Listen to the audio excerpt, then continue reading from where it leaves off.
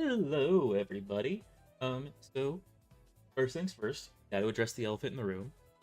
We're on a different platform now, working exclusively through YouTube because I understand YouTube a lot better, and you know, uh, I don't have any other points. Oh yeah, Twitch is going to go downhill. They're starting to be a little bit pricks, but um, so tonight we're reading some bad fan fiction. Uh, we might play a little bit of we might play a Sonic game afterwards. Probably Sonic Adventure. Because I'm going to a endurance stream of Sonic Adventure 2 where we're gonna beat the entire thing in one setting. So make sure you tune in for that. But uh, this is a fan fiction I've known about for a while now. Dan from the Game Grumps actually read it before, but that's been a while, and I'm not sure if a lot of people know about that. So we're going to be reading this fan fiction because we can. And warning, this is going to get very NSFW, hurt your brain, hurt my brain. We're all going to be in pain after this, but isn't that what life is? Nothing but pain and suffering. I'm not sure if we're just going to stop at one chapter or what, because this thing has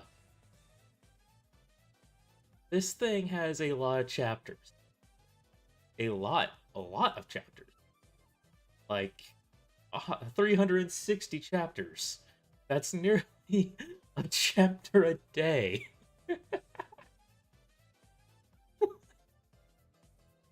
And these things aren't short either. I mean, look at this chapter. Like, look how much there is to it. Like, this person really went full in on this goddamn story. And, like, you'll know. You'll know. I haven't even said the name yet. The name is the best part. Sonic's Ultimate Harem by Little Sonic.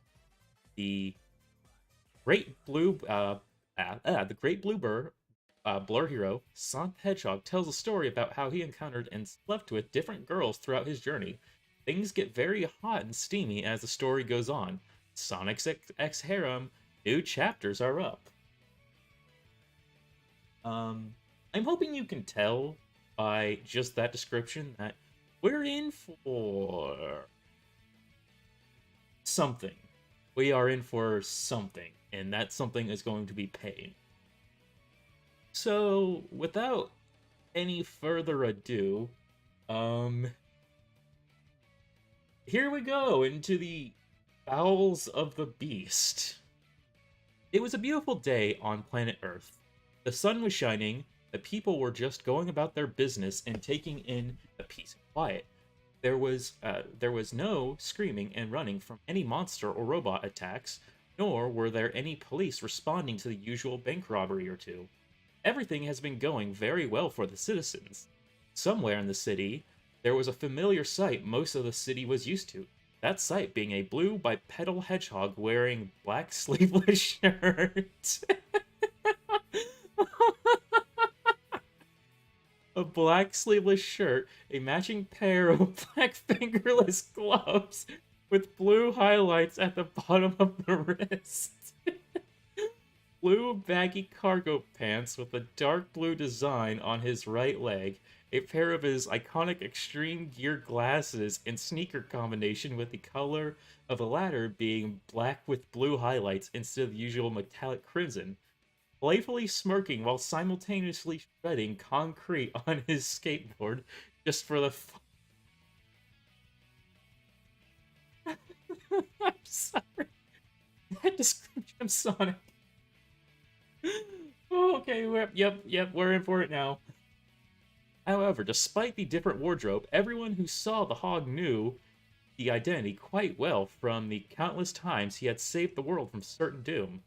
Everyone who had saw him knew that this creature was none other than the legendary Blue Burr, Sonic the Hedgehog. His smirk Now forming into a grin, the blur was as relaxed as he could be and was very much enjoying the period of relief this peaceful day provided. Seconds later, he noticed the entrance of a general store coming up, which immediately reminded him of his thirst. Without breaking the mental beat he had set up in his head, the blur lightly stomped his foot down, halted the skateboard. See, if he's on a skateboard, he's not a blur because like he would probably destroy the skateboard by going to. You know what?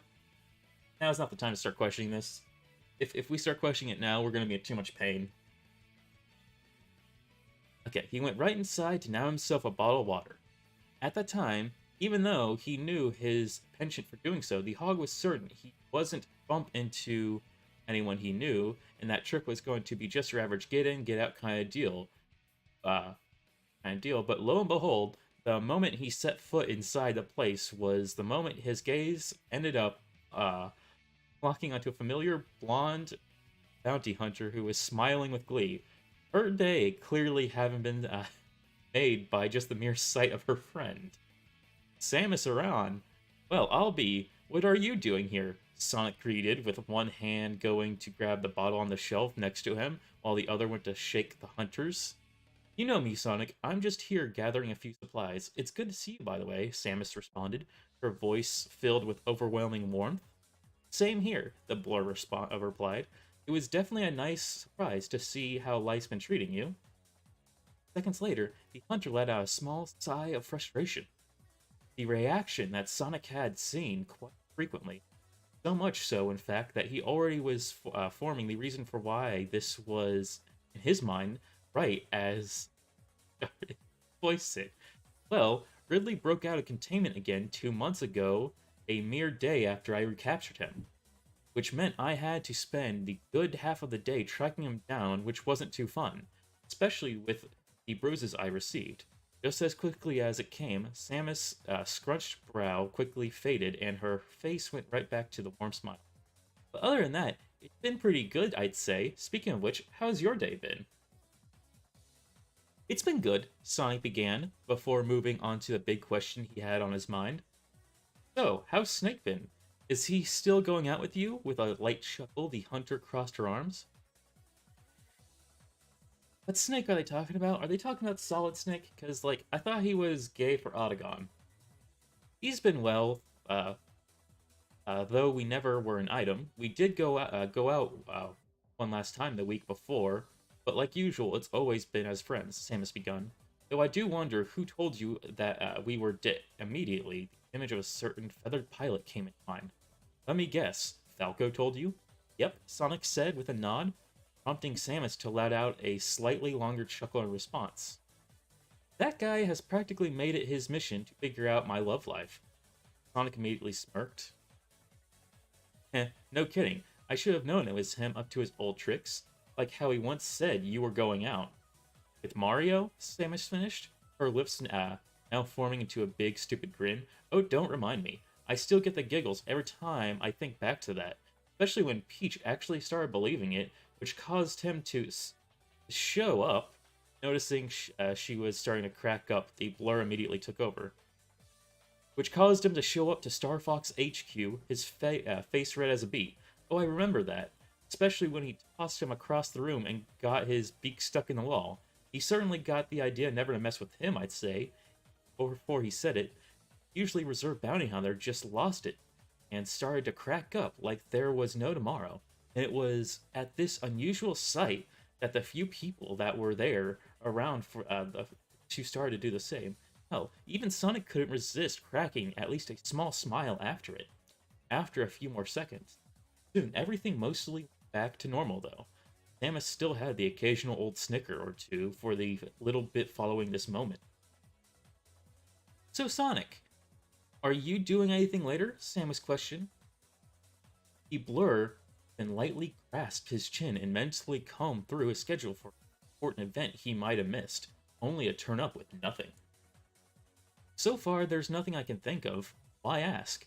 Despite having years of formal military training and discipline, as well as a massive body count due to her career and history Even the great Samus Aran was not immune to the nervousness as her cheeks soon flushed with red seconds after the blur finished his sentence.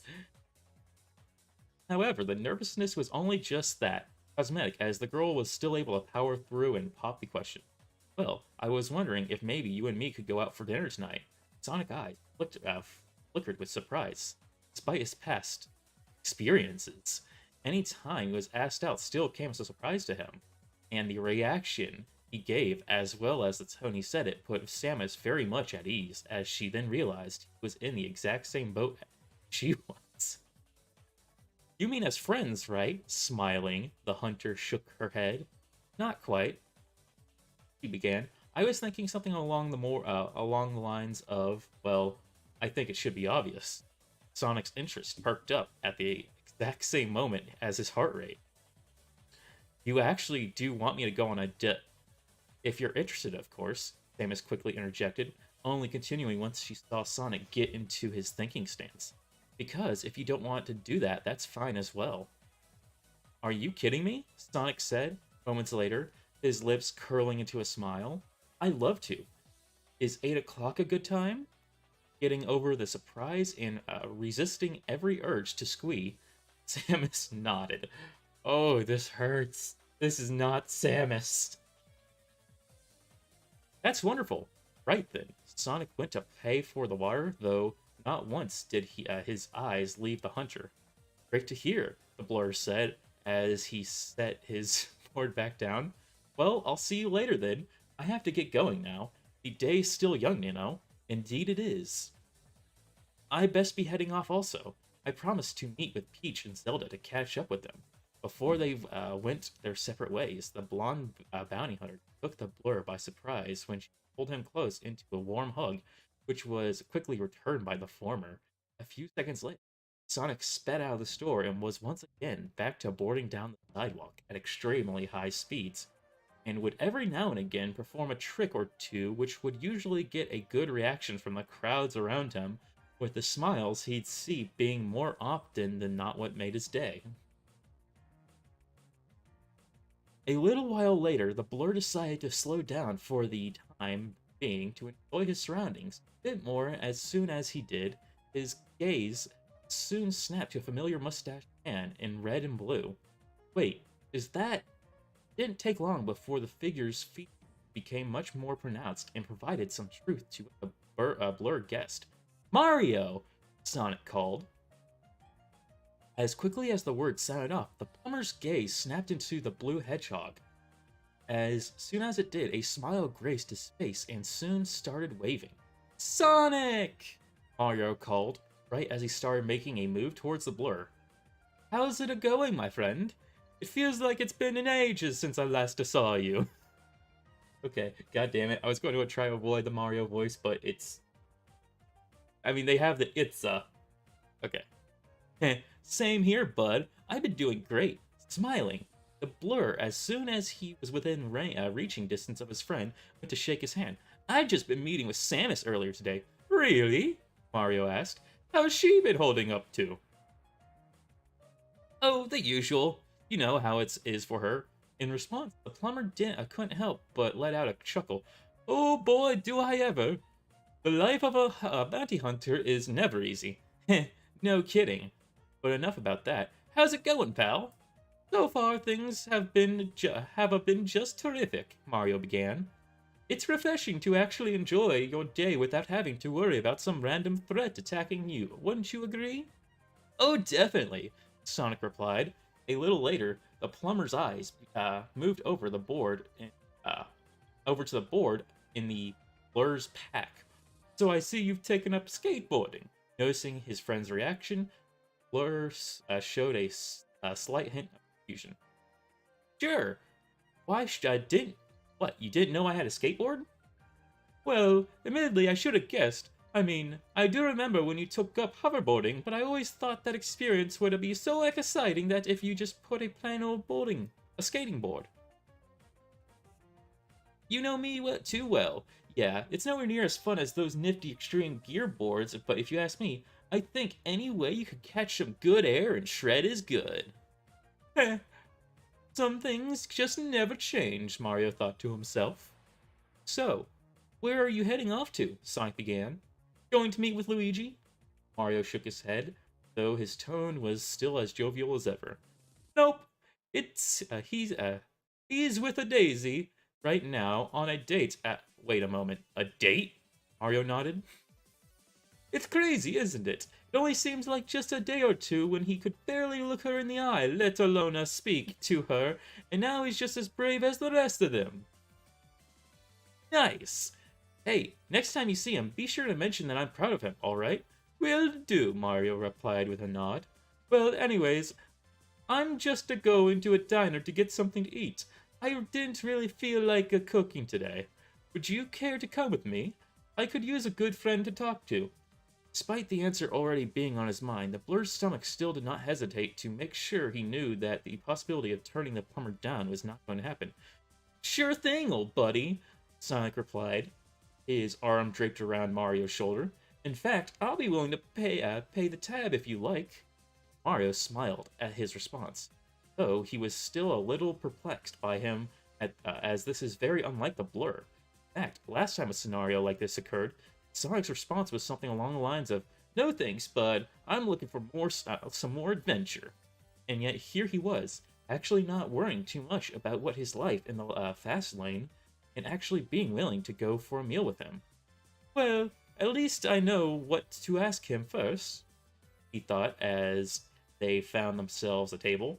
As they waited for their opportunity to get their meals, it was Mario who first broke the silence. So, how's life been for you, Sonic? Mario asked. So far, it's been nothing spectacular, from traveling around the world to meeting and sharing smiles with new people and going on incredible adventures. It's all been such a wonderful experience, Sonic answered truthfully. Same old Sonic. Always looking for adventure, Mario said with a chuckle. Are you still as cocky as ever? What do you mean? Sonic asked. I mean, you've still been doing things like toying with your enemies, throwing out insults towards friends and foe, and have you still been smug to people? Realizing what Mario was asking, the blur shook his head. Nope, I stopped that a long time ago. Really? Mario asked, with eyes widened. Why? Well, you see, Mario, one day I stopped and had a good long thought about what I've been doing with my life, and found that while I did a lot of good for the world, the way I was doing it at the time was, for lack of a better term, reckless, and all I did was put more of my friends as well as innocents in the way of harm. Following that realization, I left on a personal quest to see what others went through and used what I learned to become the calm, mature hedgehog you see before you now. Oh my god. Really? Well, color me shocked. That explains a hell of a lot. Moments ago, you would have cracked at least one joke about me being slow and possibly even challenged me to a race, just to see me huff and puff. And yet you didn't do either of those things.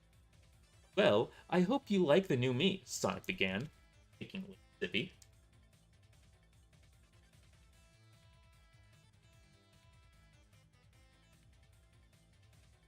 I mean, this was a very difficult change to make, as there hasn't been a moment in the past before my trip where I wasn't a smartass to at least one person, and I know that pissed quite a few people off, which is why I worked as hard as I could to separate myself from that. The hog took a few minutes to replenish his energy with the bottled water in his pocket. I want to show the people that I have the capacity to mature just like everyone else. The plumber couldn't believe what he was hearing. Of course, he'd been lying if he didn't admit that he was actually proud of the speedster for trying to make such a massive difference in his life. But overall, he never knew he actually felt that way about his attitude. A few seconds later, with a smile, he gently set his hand on his friend's shoulder. You know, while we may have been rivals in the past, and even if you did annoy the hell out of me back then, I just want to let you know, Sonic, you were and always will be to me one of my greatest friends. Surprised by the warmth and acceptance his former rival provided, Sonic couldn't help but give a smile. Thanks, Mario. I appreciate that. No problem, replied Mario. Now moving on, where exactly did you visit this trip of yours? Italy? Japan? Mobius? After taking another sip of his water, Sonic let out a small chuckle. Far more than that, bud. I didn't just go to different regions. Rather, I went from world to world, dimension to dimension, different timelines and such, and much more. Wow, really? Noticing a slight hint of disbelief in his friend's voice, the blur nodded. I'm serious, man. I saw all kinds of crazy stuff. I'm sure. I'm sure it's not that crazy. I mean, this is coming from the same hedgehog who has sucked through storybooks, turned into a werewolf-like creature because a piece of ancient evil getting stuck in him. And okay, you know what? I believe you now. You've been through so much crazy crap that this doesn't sound so far-fetched anymore. After letting out a short chuckle at Mario's reaction, and just as he was about to go into a bit of what he saw, his mind stumbled across a certain thought that caused his cheeks to flush with red, and his voice to stammer a slight bit. Oh, and uh, it was through this that I um, what? Mario asked, his eyebrow cocked with interest. Well, it's kind of a secret. The plumber's eyes kept widened a bit. The brave and formerly brash Sonic the Hedgehog is stumbling over a simple secret, thought to himself. Well, this is a new. A secret? Here to tell me? Beads of sweat started to roll down the blur's right. Beads of sweat started to roll down the blur's head, right as he found himself torn between if he should cave into honesty or if he should come up with an excuse to get the plumber to stop asking. I think it was. I don't really want to talk about it, despite his desire to respect his friend's wishes. Mario just couldn't help but find this at least a little strange. Just the very idea of Sonic, the self-described guy who loves adventure, who has seen his fair share of freaky things in his life, and was not once scared to talk about it, suddenly getting all squirrely about some random harmless secret, was so incredibly odd to him. In an attempt to relax him, Mario went back to the method he hit Luigi to spill his secrets. Relax, Sonic. We're best friends. We've both seen our fair share of weird stuff. And it's not like this is the first time we've shared secrets. I won't tell anyone. Why tense up now? Almost immediately, a certain painfully obvious thought pumped in his head. Is it something embarrassing? That's not it, Sonic said, shaking his head. This is different. It's complicated. Complicated? How so? Visibly uncomfortable with his eyes jerking from side to side while constantly wiping his consistently sweat-drenched brow, one would almost believe that the hog committed murder. Well, it's... Look, I'm sorry, buddy, but I really don't want to talk about... Relax, my speedy friend, Mario said, setting his hand on Sonic's own. I promise you, I will not tell a single soul about this. Are you sure? Have I ever been untrustworthy? For a moment, Sonic found that, as expected, there was not a single moment his friend had let him down. Despite feeling a little more confident, there was just one more question that remained. Just why do you want to hear this so much? Sonic asked. It just seems weird that despite everything you've seen and done, all the secrets you've shared, this is the one time you don't want to tell anyone. Mario's lips then curled into a smile. Plus, once I hear one of my friends or someone close to me has a secret, I won't stop until I hear it. Is that so? Sonic asked with a nervous chuckle, to which Mario nodded. The two then waited in silence for what seemed almost like an hour or so, with Mario waiting patiently in anticipation with his mind going wild on what this supposed embarrassing secret was, whereas Sonic was deliberating with himself if he could tell it. Finally, after a few more seconds, and following him taking one glance at his friend's face, he caved. Sigh. Okay, if you insist, I'll tell, Sonic began. But are you certain you won't tell anyone? I'd bet my life on it, Sonic replied, to which Mario couldn't help but chuckle. going a little theoretical, theatrical, are we? Well then, if that's the case, here goes. I've kind of been a Sonic stop for a moment to take another look at the plumber, who he saw was who was already leaning closer with his brow cocked in anticipation. Realizing he couldn't turn back now, the blur took a deep breath, held in for a few seconds, and exhaled, his stress floating away in a matter of seconds. I'm kind of a player. Mario blinked for a few seconds, look on his face clearly showing that he thought this was a joke, which only took a small look from someone to tell that he wasn't kidding. Really? Mario replied. That's your secret? Well, that's part of it, he begun. See, by player, I mean I've actually been in, well, let's just call them private encounters with tons of women. At that moment, the scene that played out almost seemed like something straight out of a cartoon, as upon hearing that last part, Mario's eyes shot wide open with shock and bulged over so slightly, and his jaw simultaneously going slack. The image was so ridiculous, in fact, that the blur couldn't help but chuckle at it.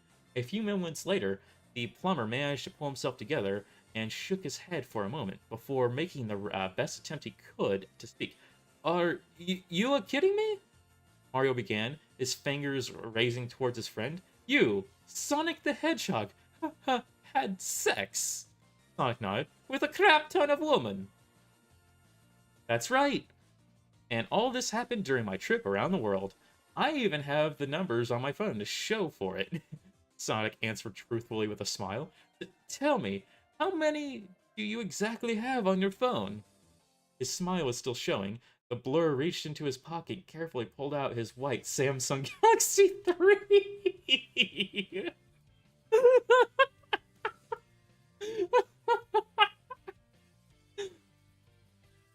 Entered his list of contacts and started counting. After a few seconds of waiting, he smirked and turned his attention back to the plumber. Well, I can't give the exact number away, but let's say if you saw it, you'd probably have a heart attack. Sonic answered as he browsed through some of the unread message he discovered. Is that so? Sonic nodded.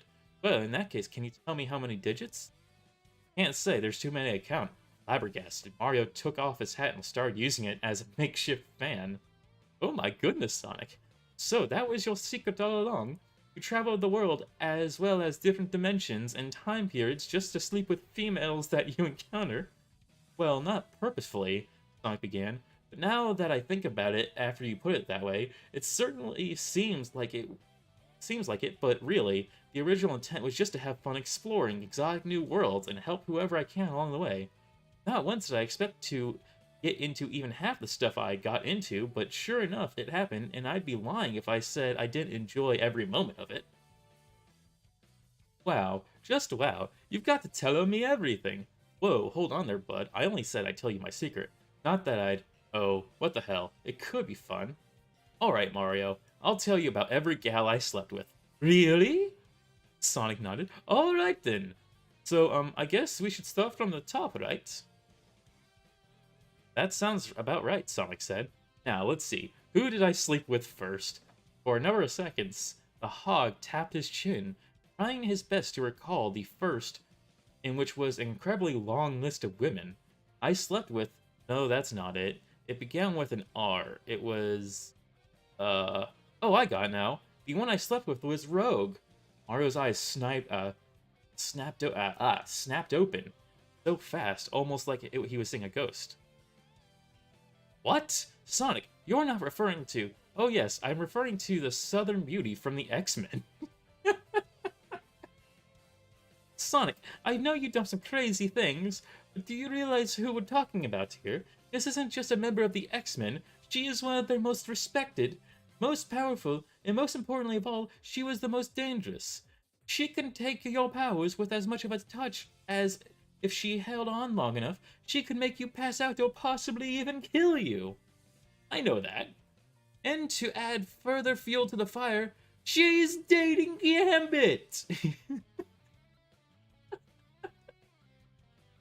Look, Mario, I know you're shocked about this. Hell, you're probably wondering how I'm still alive right now. But trust me when I say that he didn't find out about it. The two of us kept it a secret, and plus, this was during a very rocky time in their relationship. Because Sonic is too cool to fuck up relationships. I get it. So they weren't necessarily friendly with one another when you two did this. Exactly, Sonic said with a nod. I see. But that still doesn't answer the question of how you were able to survive Rogue's powers. Mind starting from the beginning so I can understand this better? Not at all, my man. It all started back when I decided to pay Professor X's school a visit to see if they see how they run things. You know? Really? You knew Professor X? Yep, I assisted the X-Men during one battle with the Brotherhood. They gave me a card that said I could visit at any time. You, my friend, are one lucky hedgehog. I wish I could do cooler things like this. I'm sure your time will come at some point. No, like I was. Oh man, they're doing. I can already tell they're doing Mario dirty. Fucking Sonic gets to go hang out with the X-Men. It's. Oh, poor Mario. Okay, so we're at that break. Yeah, there is still a lot more. Oh, I could feel the pain. Oh, there is a lot more. Okay. All right. Well, we opened up this can of worms. We're gonna finish. We went. Okay. Flashback. Deep within the confines of Xavier's School for the Gifted Children, Sonic was currently sitting down with the heroic, kind-hearted telepath, speaking with him about his experience all the while they sipped the tea that was freshly brewed by his trusted assistant and telepath, Jean Grey, aka Phoenix. Glad to see you share. Gonna take a little sip.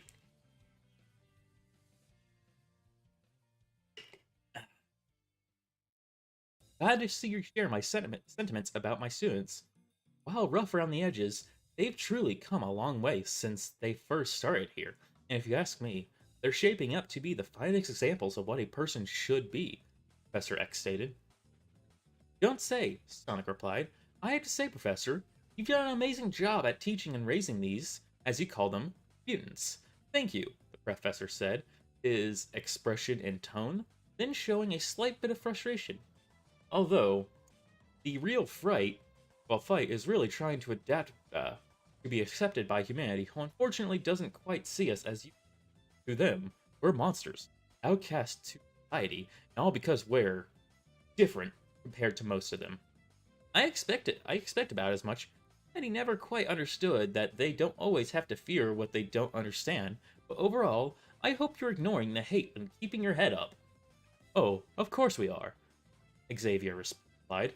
And of course, I'd be lying if I didn't have anything to do with the fact that the situation is at least far better than it used to be, as we had those such as Captain America and other pockets of humanity who do fight to end the prejudice, which is better than having no support at all.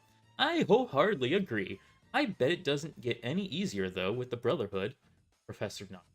Thanks to a conversation they had earlier, both him and Sonic knew exactly why the Brotherhood was as aggressive and vigilant as their leader, the ruthless Magneto, believed that mutants, otherwise known by their subspecies, Homo superior, could not coexist with humans, and that they were the next stage in the evolution of the human race, and that if they were going to abuse them, they need to wipe them off the face of the earth. Noticing the professor's silence, Blur continued on. You know, he reminds me quite a bit of my arch nemesis.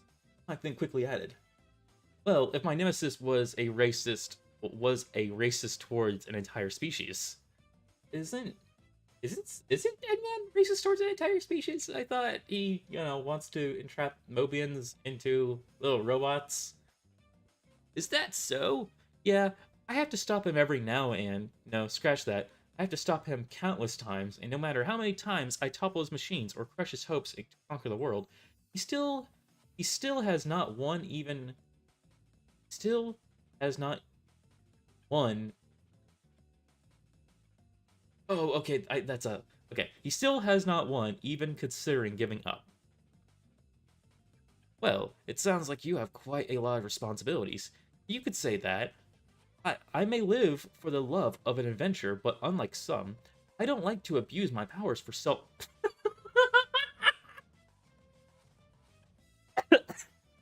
Oh, okay, okay. Um, Sonic, uh, I think you... Okay, you know what?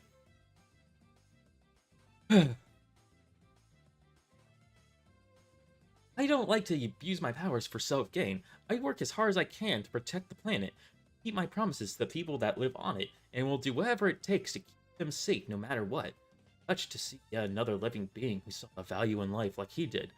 Professor's lips curled into a wide and warm smile as he took his cup and refilled his tea. And that's why my students admire you. They don't just see you as an average hero. Rather, they look at you as a symbol of as a symbol of hope. Xavier began. They view you as an inspiring example of what they're capable of and exactly how they should behave. It's thanks to you that less and less of them think of defecting to the Brotherhood or giving up. You should help keep their spirits going when there is no one else that can. Thank you, Professor, though I'm just doing my job and keeping the promise I made to myself. I'm not striving to be famous. Oh, trust me, I can already tell that much. Sonic returned the warm smile of the professor and took another sip of his newly replenished cup of tea. They, they talk for a little bit more until finally their attention is diverted when they hear the door rust up a slight bit. Right as they turn their heads, a familiar, stocky yellow and blue garbed Canadian hero poked his head out. Hey, Charles, mind if... Oh, hey, Speedy. I didn't know you were here, Wolverine greeted. Oh, how's it going, Knucklehead? Sonic greeted. How's your arm doing after that sparring match we had? I hope I didn't mess you up too... What?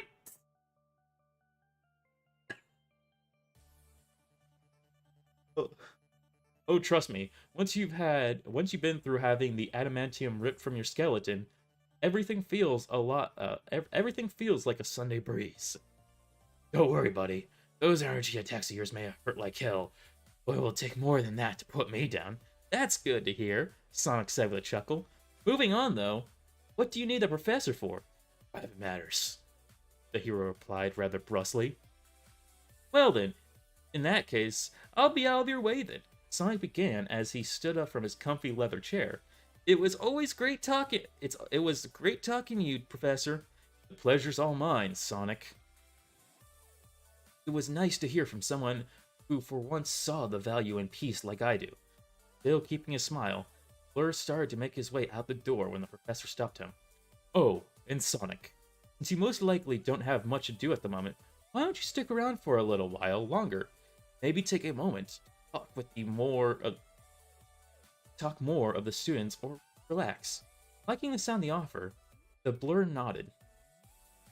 Well, I guess I could stick around for just a bit longer before I leave. And when the time comes... Logan began with a smirk. How about we have a little rematch once I'm done speaking with the professor? And this time, great emphasis and with a skint, Sonic watched as three recognizable, sizable, razor-sharp metal claws launched from Logan's knuckles at speed similar to a bullet being fired. How about we... No fancy tricks. Instead, it's just gonna be mano-y-mano. Smirking, the Blur gave a small salute to the man along with a chuckle. Sounds great. I'm in, Sonic said excitedly. Oh god, Sonic's gonna get gutted. Well, see you, Professor. With a wave, the Blur exited the office and carefully shut the door, leaving the student and the master alone to their business. A little bit later, Sonic was taking a walk through the hallways of the Institute, admiring the architecture and also thinking about what he could possibly do to pass the time. Well, let's see, Sonic thought out loud. I already visited the Danger Room. I've seen the courtyard so many times, I can sketch an accurate map of it from memory alone. I visited Beast Lab. Player, the final word. Blur immediately felt a yawn coming on as he let it out. It was right then the idea came rushing to his mind. Come to think of it, maybe I should take a short nap before I leave. After all, I did come all this way to visit, and I have been working myself to the bone with all the practice I've got in the danger room, and of course, there was that sparring match I had with Wolverine. I think I've earned myself some shut-eye before I leave. Before Sonic would do anything, a familiar light blue, reflective, a friendly face came rushing towards him, to which Blur couldn't help but smile back. I take another sippy.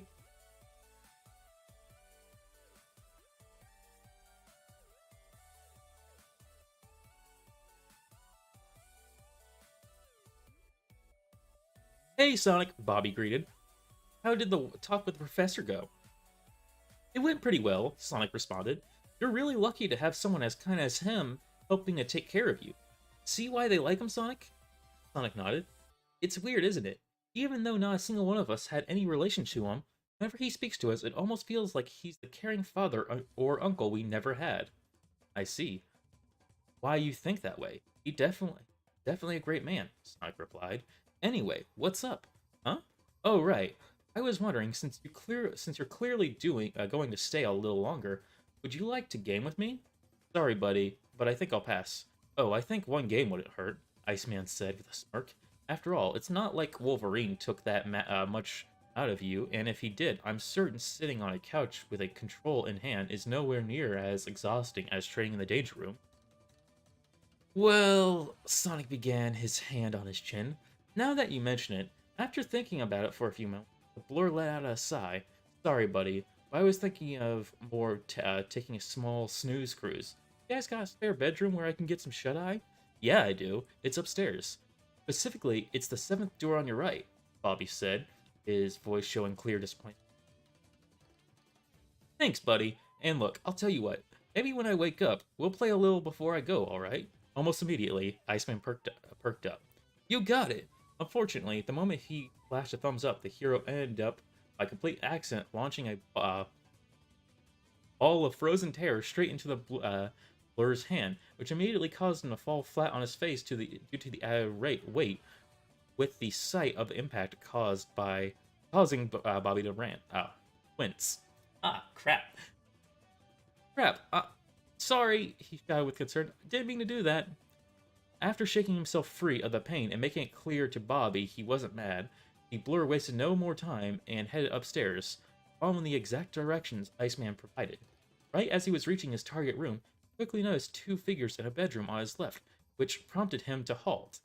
Of course, his mind was telling him to simply get into his room and ignore what was taking place.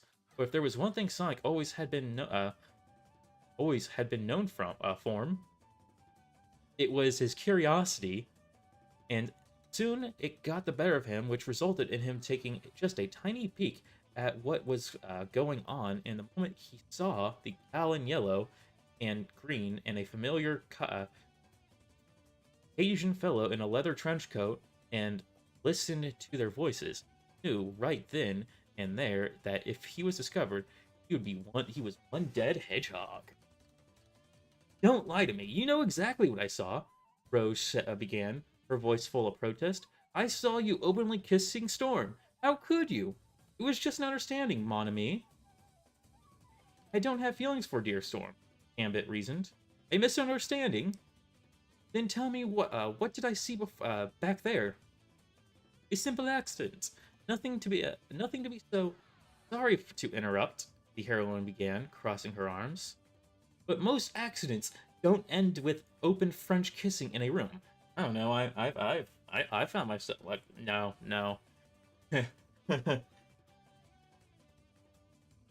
Well, it ends like that for drunkards. Roge couldn't help but sigh in frustration. Remy, if you were drunk, I swear I'd be able to sense it before you could.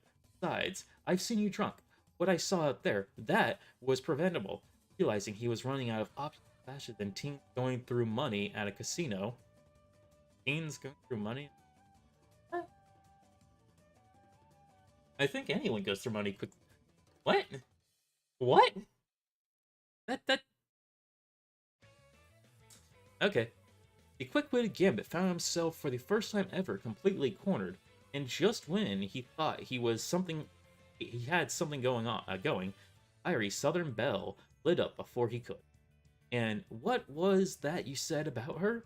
I think it was something like, Dear Storm. Is that right? Gambit opened his mouth to speak, his desire clearly being to prove his innocence. Yet, oddly enough, he let out no words, or at least, he eventually did let them out, but they were not at all the words he was hoping for. Shit. As I expected, Rouge began. I can't believe you did this to me. Desperately, Gambit outstretched one hand. On me, please. Without any hesitation, Rouge slapped his hand away. Don't mon me, bub. That ship has long sailed. I thought this, I'm through with this. I can't take it anymore. I gave you a second chance when you almost kissed Kitty, and now you kiss Oro. I can't take this anymore.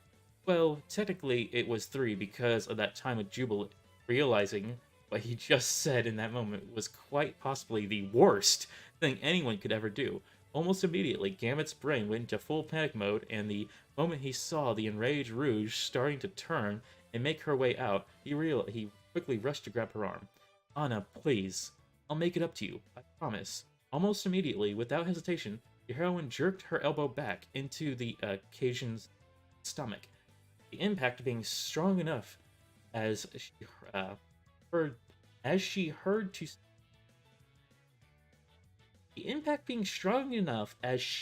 heard to send him stumbling into the wall behind him.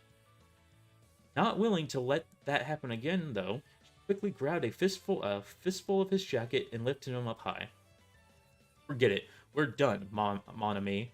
Right then and there was when the blur took his leave, and without any hesitation, he charged for the 7th door and shut it. Whew! That was a close one, Sonic said, wiping the sweat from his brow. Now to get some sleep. Finally, with the privacy he desired, the blur stretched his arms out and stretched his arms out, let out a yawn, and then, with about as much grace as anyone could expect from one who had spent their entire day sparring in a deadly training simulation, he let himself fall forward on the bed, and after taking a few seconds to a position he felt more comfortable in, he was out cold. Seconds later, the leader of the X-Men, Cyclops, was walking down the halls to his room, his costume partially torn and body scarred from another intense session in the danger room. That Sentinel simulation took a lot out of me, he thought to himself. I need to get some rest. Immediately, his thoughts were silenced. The moment he saw the body of his friend Gambit being sent flying from Rouge's room into the wall, the impact causing a hairline crack to develop right in the center. Right before he could rush to help his friend out, he heard what was possibly quite the angriest yell Rouge has ever given out. And stay the hell out! Moments later, he slammed the door shut. Taking a moment to regain his bearings, the faithful leader then rushed to tend to Gambit as though he didn't have a second to spare. Remy, are you alright? The leader asked with concern in his tone as he slung one arm over him.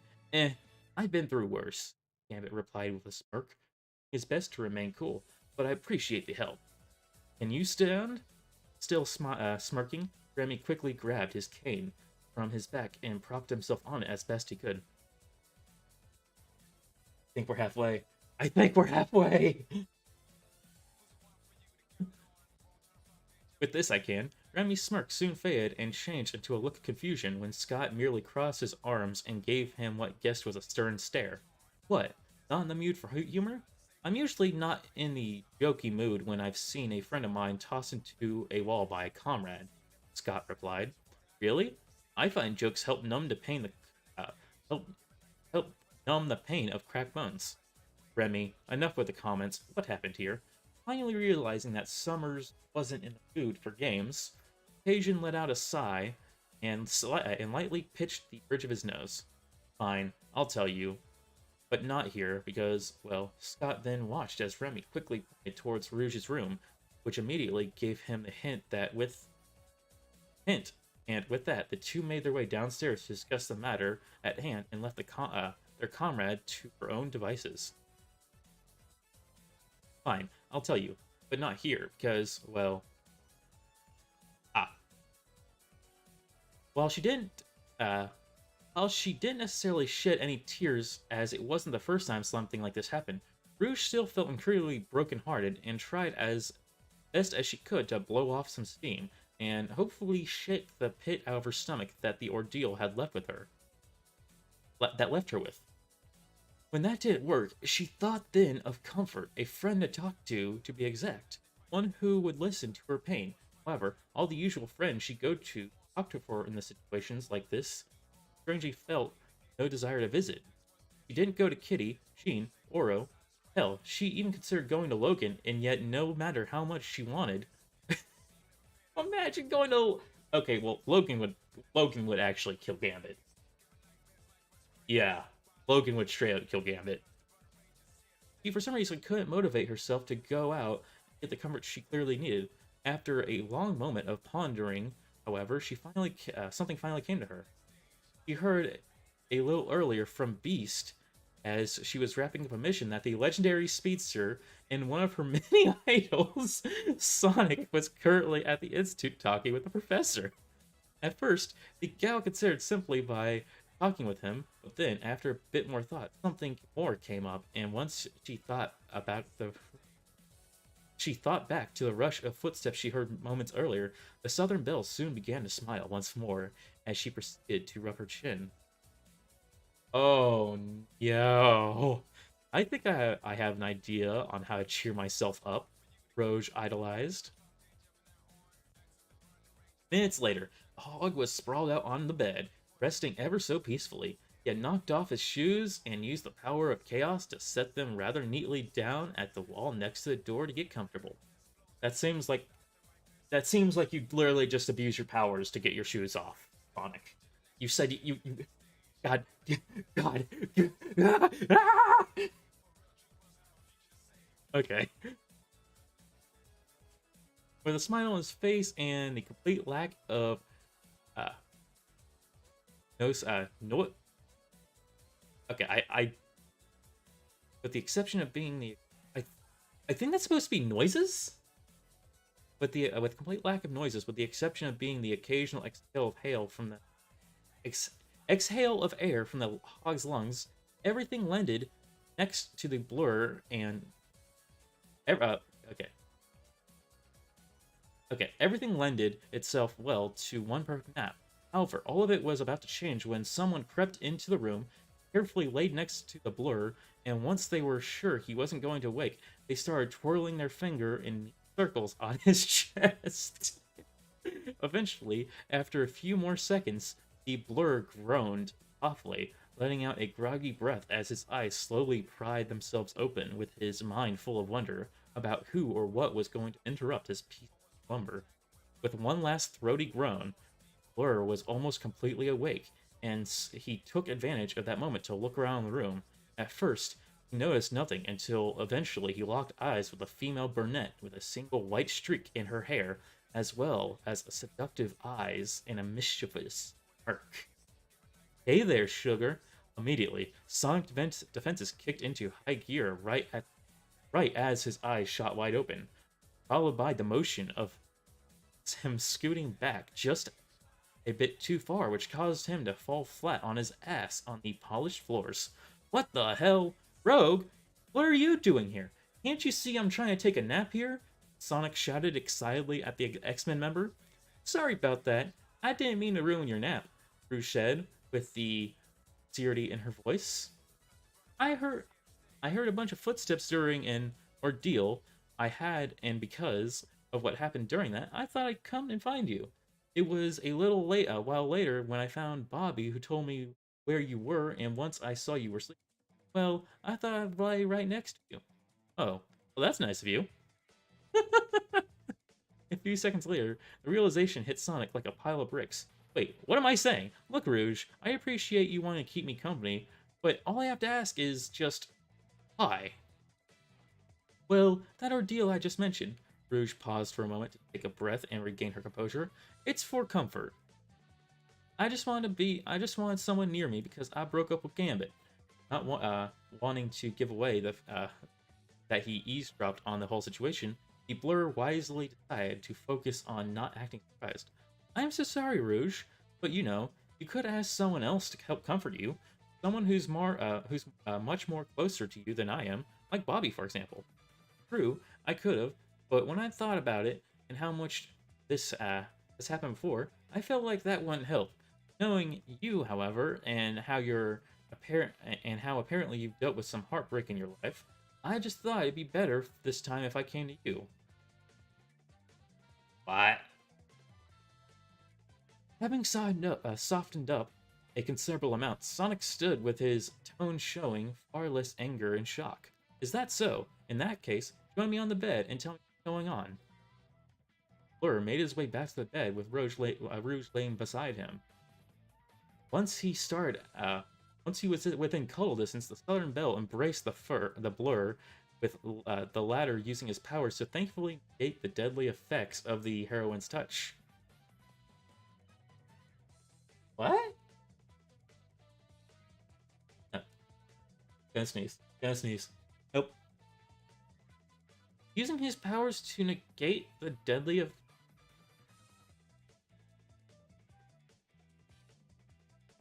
what? Okay. Once that was done, Sonic returned the embrace and wrapped his arms around her. When they were in position, it was then that Rouge told him everything about what happened between Gambit, and while he did know about that encounter, she then went further and went over how this wasn't the first time this happened, which caused the Blur to feel all the more sorry for her. It also only convinced him to tighten his embrace. Hey, it's okay. I'm sorry to hear that happened to you. Sonic comforted. Don't let Remy get you down. What he did was terrible, sure, but remember, you've got a whole group of friends who love and respect you. You don't need Remy to make you happy, and I'm sure that no matter who the member is, they'd be willing to do whatever they can to show you that you're valued. Thanks, Sonic. That's just what I did, Rouge said with a small smile. No problem. Helping others is what I do. It doesn't matter if they're sad, angry, or hurt physically and or mentally. I'll do whatever it takes to make them feel better. Seeing how much brighter Rouge's smile became, it was then that Sonic felt he could take a load off his conscience. Hey Rouge, can I be honest with you? Anytime. What is it? You see, I heard everything in your room while you and Gambit were having that fight, Sonic said, lowering his head in shame. It's okay, Rouge said with a smile and to prop his head up. You you didn't know we were dating, and it was in a pretty open area. Anyone could have heard, really. True. But when I helped that one time in a fight against the Brotherhood, I could tell you guys were really close to one another, and considering my own experiences, honestly, that sort of hit me. Hey, it's alright, Sugar. Rouge reassured. I'm not mad. Remy's the one I'm pissed at. You, on the other hand, were just someone who, on accident, wound up hearing something you shouldn't have, and you let your curiosity get the better of you. It happens to the best of people. Hell, it happens to me. There's no need to feel ashamed. Thanks, Rouge, Sonic said.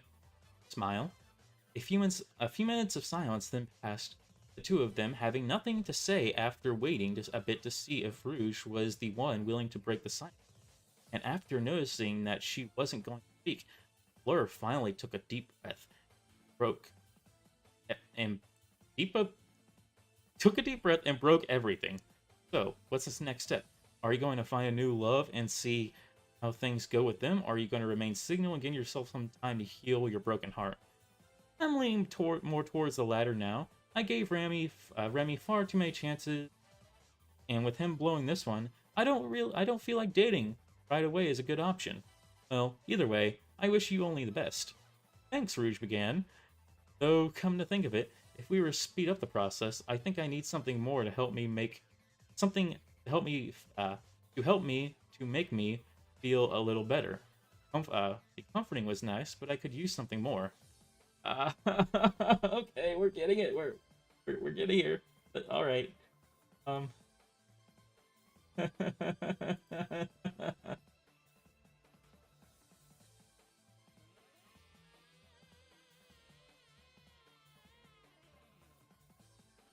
Okay.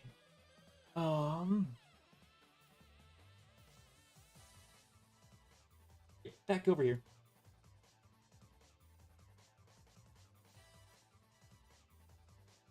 Like what? A kiss? Sonic asked jokingly. Rouge smiled, but she did not give an answer, taking a little drinky.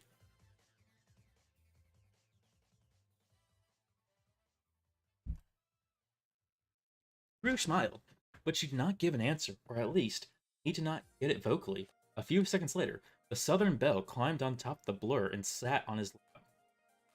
Her clothed crotch just barely grazing against his, without any hesitation, then followed up by pressing her hands against the dog's firm chest, and while her gaze was locked with the blur's, who wasn't exactly scared as most men would be, but rather was more curious about what was going on, which Rouge could tell by how one of his eyebrows was cocked upward. Though she still could tell, though, that his tone of voice that he was at least slightly Rouge, what are you doing? Sonic asked. Why do you sound so afraid? Rouge asked with a giggle. Why wouldn't I be? One moment you're clearly depressed and yearning for comfort, and the next you're straddling me. Most gals don't exactly do that. True, but you see, Sonic, still sad. I'm still hurting inside, and so I thought to help make the pain go away. The gal leaned down and was just inches away from the blur's face. I'd have some fun with you. Okay, what do you mean by that?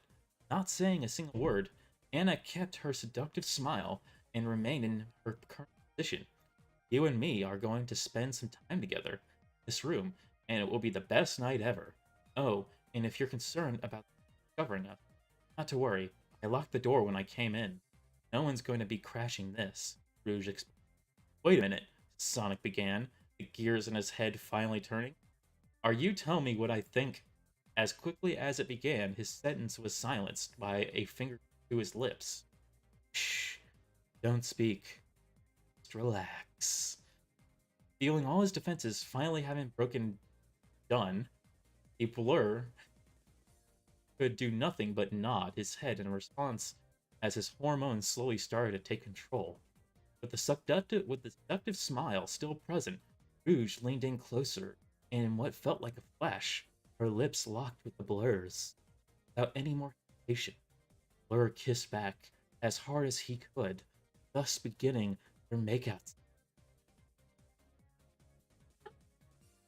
As the hormones started to tighten their control on the as the hormones tightened control on the blur, his arms immediately started snaking themselves around on his figure, led to her wrapping her arms around his neck. Spot. Soon, Blur's hands were skillfully starting to press the gal's bod, and would eventually find them moving down. As time went on, two of them began to deepen the kiss, which soon led to the air around them, as well as the act becoming far more steamy and erotic. Soon, their tongues were brutally wrestling with each other, deciding to make things a bit more interesting.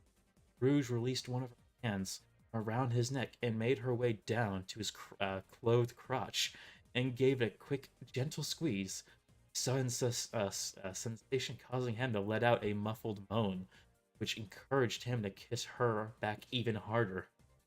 Okay, alright, we're in the thick of it. We're in the. Oh no. Oh god. There is no god here. He left.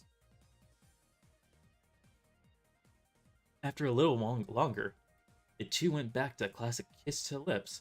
They remained like that for more seconds. After those seconds were up, they finally broke the union to get some air. Now that was possibly the sweetest, most tender kiss I've ever had. Way better than Gambit. Oof. Oof. Can we get an F for Gambit? Apparently... Damn, Elise must have known exactly what she was looking for then. God damn. Rouge commented, licking her lips. For you, it was, Sonic said breathlessly. Forgive me for not sounding so enthused, but I'm not exactly the most appreciative of nearly getting suffocated to death, Sonic reminded. Aw, don't be such a sourpuss, sugar. You were just caught off guard by a touch of the crotch. It wasn't that bad. Stopping for a moment, Sonic put his hand on his gave it a good thought. After all, he never really had something like that happen to him before. Even then, he knew from Charles that the last thing Rouge would want to do to anyone was hurt them, and so after a bit, and with a sigh, he finally relaxed. You make a very good point. Guess I'm just not very used to it. Really? Rouge said, her tone full of surprise. Well, tell me, how are you enjoying it Oh, it looks like I already have my answer. Sonus watched as the girl froze in place, but the only part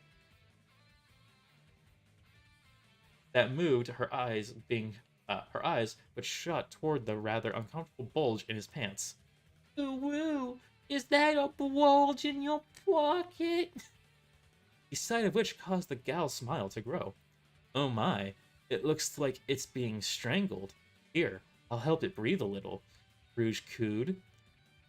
A few seconds later, Southern Belle wasted no time in climbing off the blur, which left her once more right beside him, and once she had the perfect position, she wasted no time and proceeded to undo the buttons, zipper of the cargo pants, and after a few more seconds, she finally unveiled his 9.5-inch pride and joy. Pleasantly surprised by the length as well as the thickness, Rouge lipped her lips and proceeded to wrap her hand around the base, which was followed up by a nice little test stroke, caused the blur to shiver with pleasure. Looks like someone's excited, Rouge said with a chuckle. Hey, if you don't mind, is it fine if I have a taste sugar? Considering how he was practically on cloud 9, it would obviously be insane to stop now.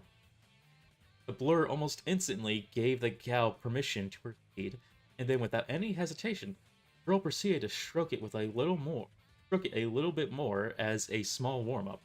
Once that was done, Southern Belle started to slowly engulf the hard cock with every inch she went down, causing a blur to groan more and more hoarsely.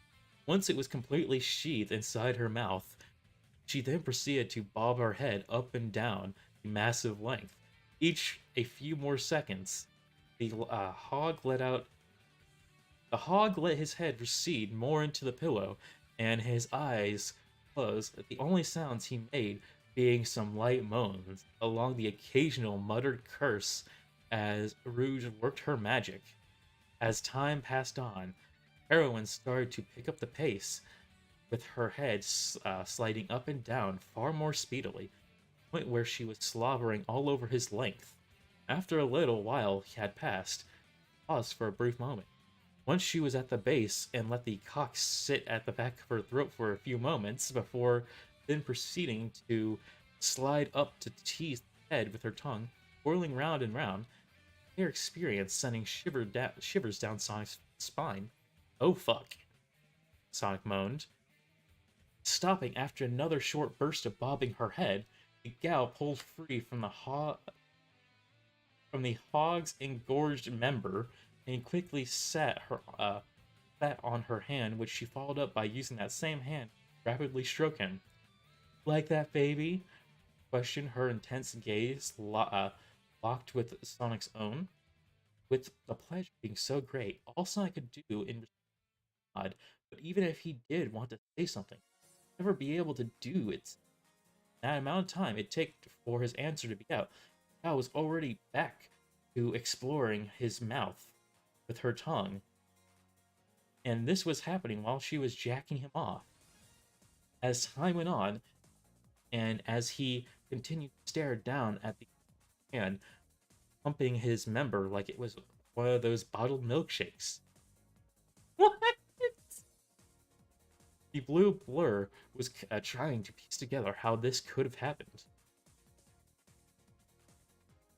Of course, deep down, he should have known that it was either due to his hormones, or if he really wanted to be a dick to himself, it could have been that he was spineless and could say no, but those thoughts were buried deep within his mind, or never existed in the first place, as he sure as hell couldn't bring them out. Everything happened far too fast to really see it coming. One moment the blur was just taking a nap. After that, Rouge came and he thought he was just being a friend by comforting her, and now here he was now being pleasured by that same girl, almost as though nothing had happened, and it all occurred with span of... What could have happened? The Blur asked himself. Was there something in the air? Was it something he did? Did it have to do with the chaos energy? All this and more never really got answered until much later, though at least one thing was certain. To Sonic, this was one of the best things to ever happen to him in his life, and instead of trying to reject his feelings, he's going to embrace every moment of his enjoyment. After about a minute or two, Blur shrugged off all his worry and concern and was back to kissing harder than ever before. The intimate but one-sided dance was becoming a thing of the past as the two pink bits of flesh were now like two ticked off pythons trying their best to strangle the life out of one another, which was more than a nice surprise for the mutant, who was absolutely reveling in not just the attention giving her, but just how much better it was than Gambit in every single way. Oh!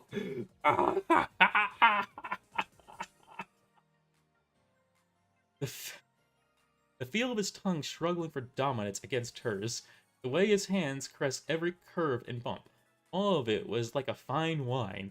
It was so delicious and intoxicating, which left Rouge wondering if he was only going to get better with age, since for all she knew, this was his first time, and yet here he was, massaging her almost like he had done this over 100 times before.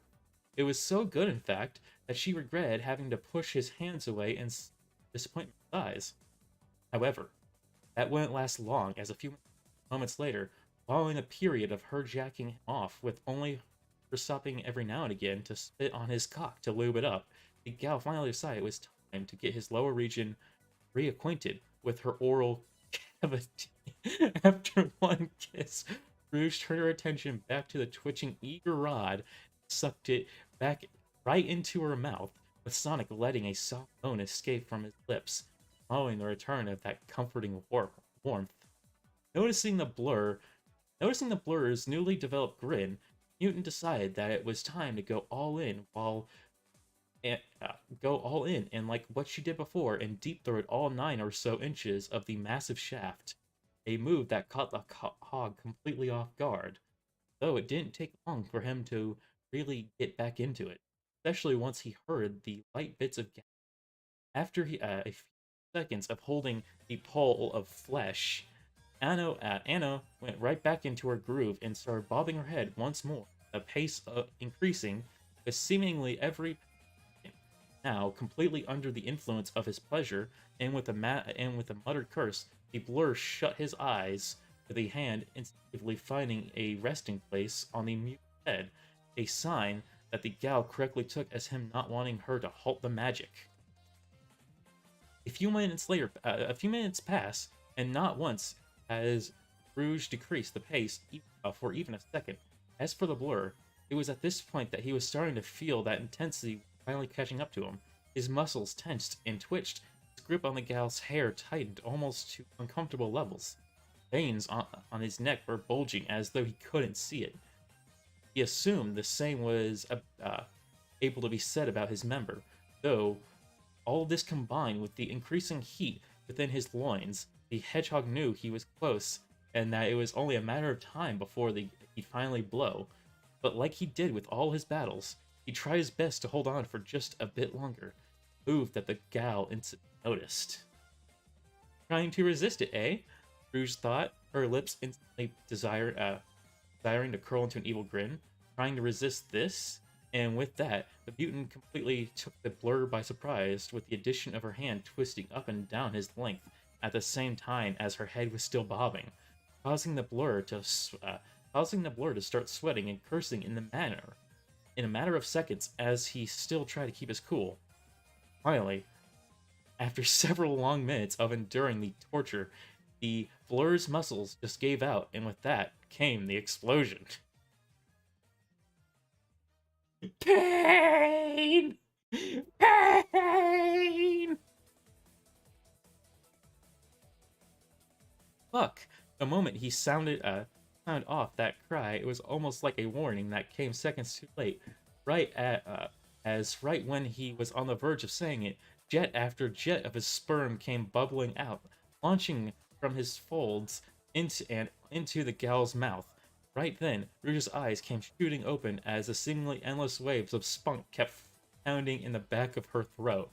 This caught her off guard, so much so, in fact, that the gal actually at first trying put up to pull away, but eventually, once she got used to the salty and yet surprisingly sweet taste, she remained on it and kept sucking, which of course prompted a scream from the blur. After the climax finally ended, Rouge slowly pulled away from the surprisingly still fairly hard shaft and swallowed the remaining cum, and once she felt slide comfortably down her gullet, she licked her lips. Hmm, now that was tasty, Rouge commented with a smirk. Oh, this is pain. Looking over at the blur, Gao was rather surprised to find him in quite a daze, his face looking as though he was seeing stars.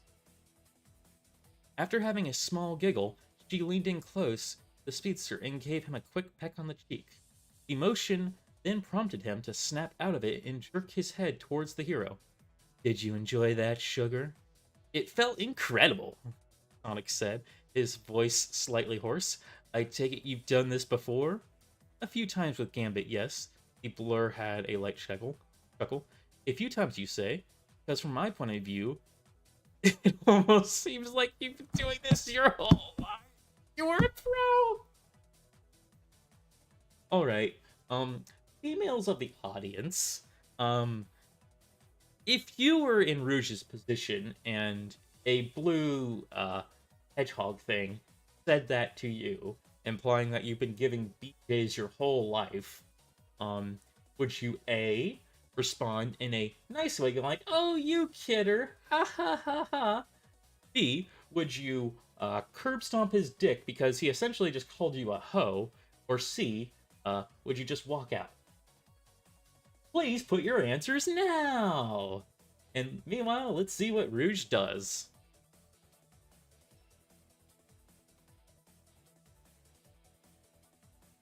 Aw, thank you. You made studying all those positions and actions feel way less pointless. Okay, she went with the first. You're very welcome, the blur said with a smile. And for the record, after experiencing that, I think Gambit made a terrible choice in.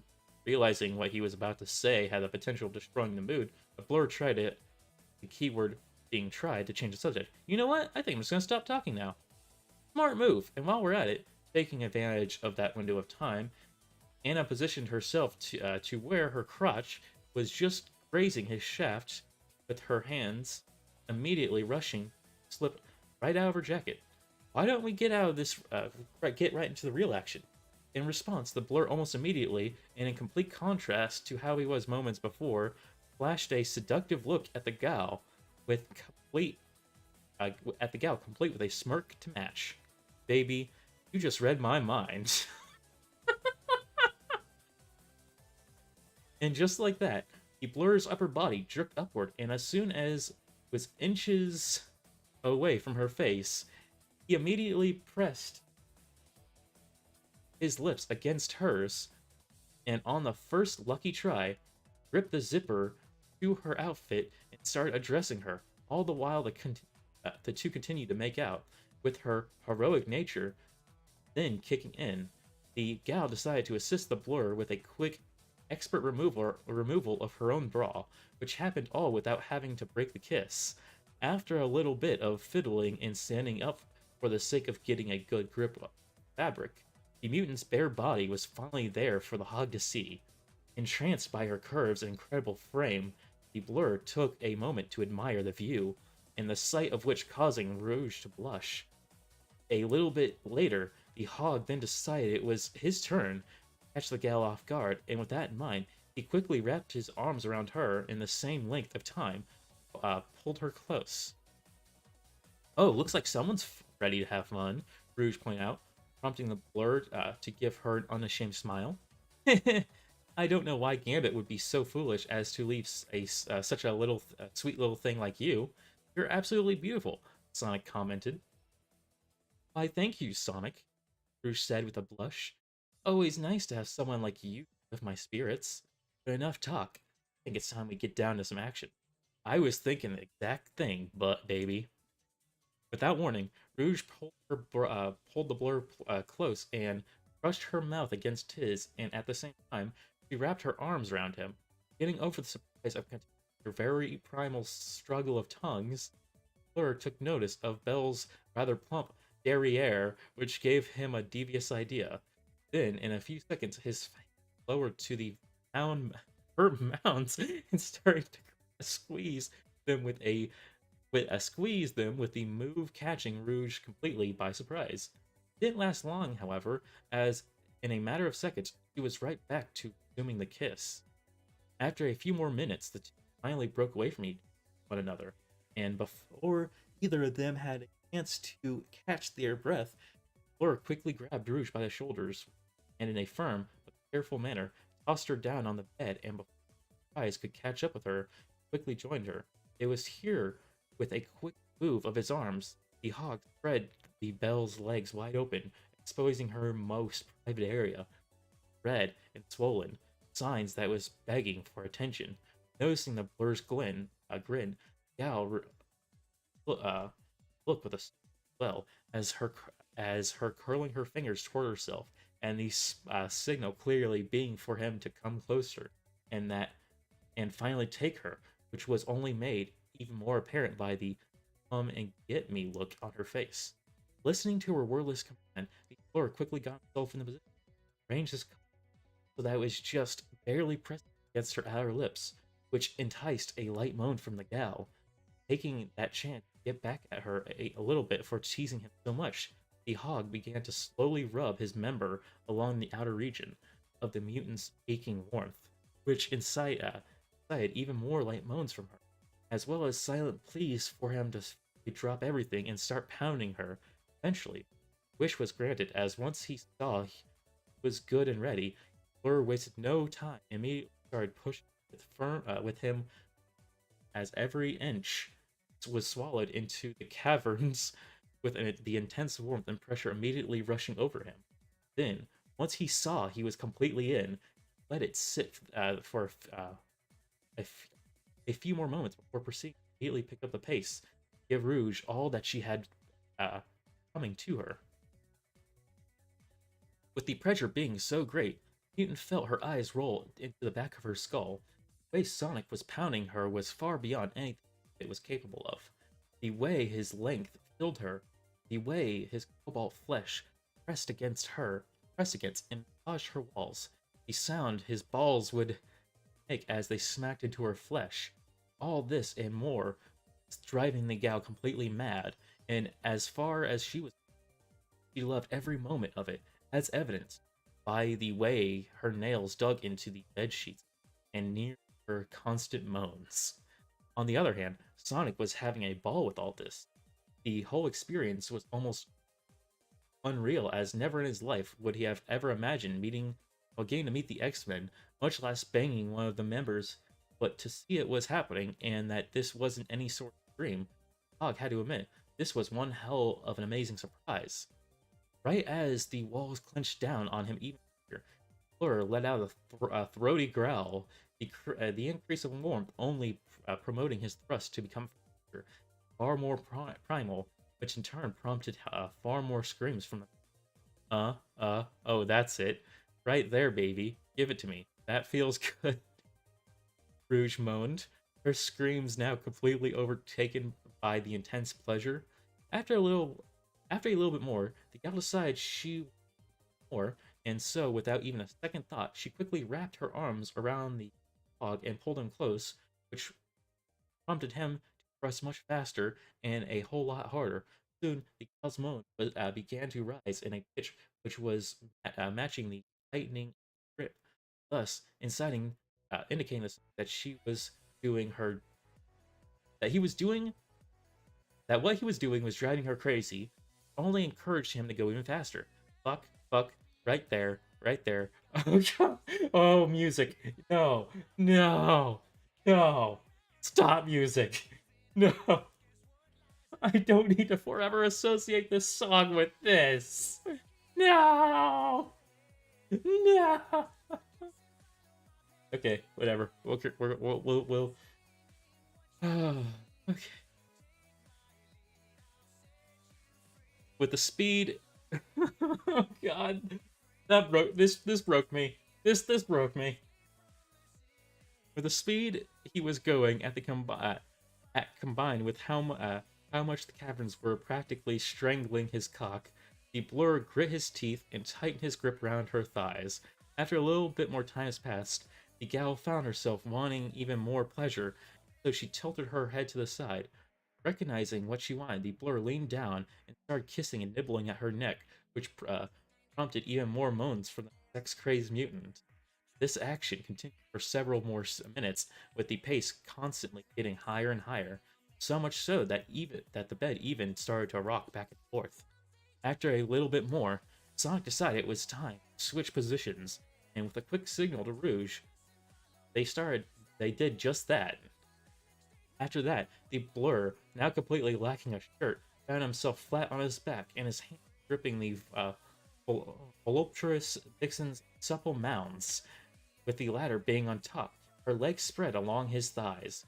Without wasting any time, the gal was bouncing herself up and down with her moans steadily approaching the pitch they were before the time it took to get to that point, only shortening once the blur started to squeeze and knead her breasts.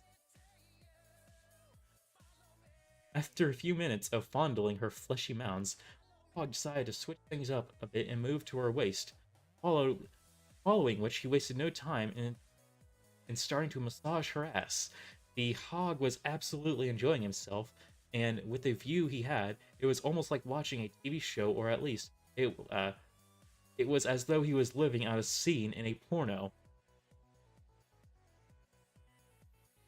As time went on, Rouge found her breasts starting to become more and more heavy as the exit felt began to increase along with Sonic's speed. Soon, her ass was clapping against the blur's thighs, with the sound of it only serving to draw Sonic's attention back to that lovely spot.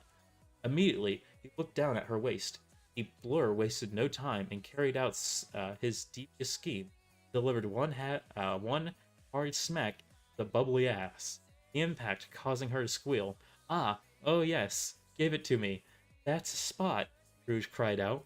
Not wanting to be outdone, the gal increased her pace, with her ass slapping harder and harder against Sonic's lap, with every passing moment, which was all an attempt to keep her pleasure-fueled high going. It was also at this point where, after a long time of speaking loudly and trying her best to keep cool, Gal finally cut loose and started screaming, yes, yes, right there, yes. All this and more was music to Sonic's ears, and only prompted him to increase his speed even more. Time flies by, the two of them were now completely drenched with sweat, and yet they kept pushing forward. In an attempt to center herself, the gal pressed her hands into the bed sheets and stopped for a moment, the bit on the blur's pulsating meat. The hog groaned, grunting, growled. He made basically every incomprehensible sound that was known in the universe. After a bit, the blur found himself being reminded by Rouge's rockin' rack once he saw them balancing in such a neat rhythm, in turn reminded him about how they received so little attention. Desiring to fix that, the blur wasted no time and proceeded to grip and fondle them, which prompted. No! Bad sap! Bad!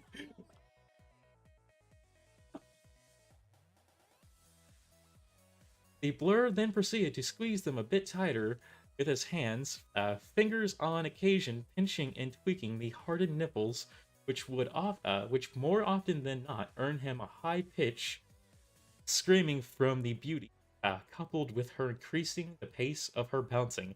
Uh, uh, uh, uh, uh, uh, oh god. Oh yes. Oh fuck. This is feeling so good. See, the thing about these parts is I have to try to read them as monotone as possible, because otherwise I would just die. And plus, I don't want to be murdered by my space roommates. This feels so fucking good.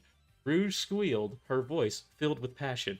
After a few more minutes, The pair switched positions again, with it this time being the classic action known as doggy style. Without any hesitation, once he was in position, the blur pretended penetrated the gal once more with his hands digging into her waist. The pleasure was becoming hard to bear as soon found her eyes backward rolling backwards once more, and her nails practically stabbing through the as she continued to scream as loudly as she could, with it all being coupled with the goofiest smile on her face. Give it to me, Sonic. That's it. Keep going. Don't you dare stop. Keep fucking going. Rouge screamed as her head looking over to see the progress the blur was making. The blur groaned once more. The tightening in his balls was quickly becoming more than he could take, which signaled to him that another climax was inevitable. Unbeknownst to him, Rouge was also feeling the same sort of sensation, as her pussy was dripping more and more, with her being more impressed at how she was able to keep this going for over half an hour. Rouge! Sonic began in between moaning. I'm gonna. Go on, Sonic. Boom. Give me everything you've got, Rouge moaned. With a few more thrusts and a mighty scream, the two went through an earth-shattering climax, with Sonic's spunk filling every bit of Rouge's caverns, while the latter's juices came splashing out like a geyser, with it completely drenching Sonic's thighs and cock.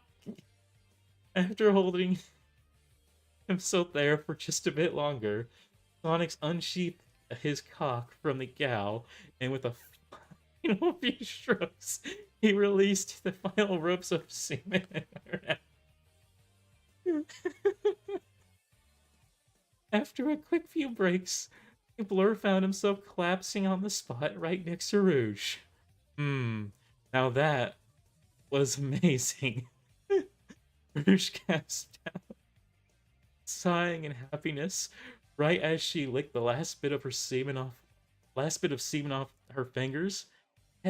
Yeah, it sure was. It was beyond amazing, Sonic commented with a chuckle, his arms wrapped around the mutant's neck.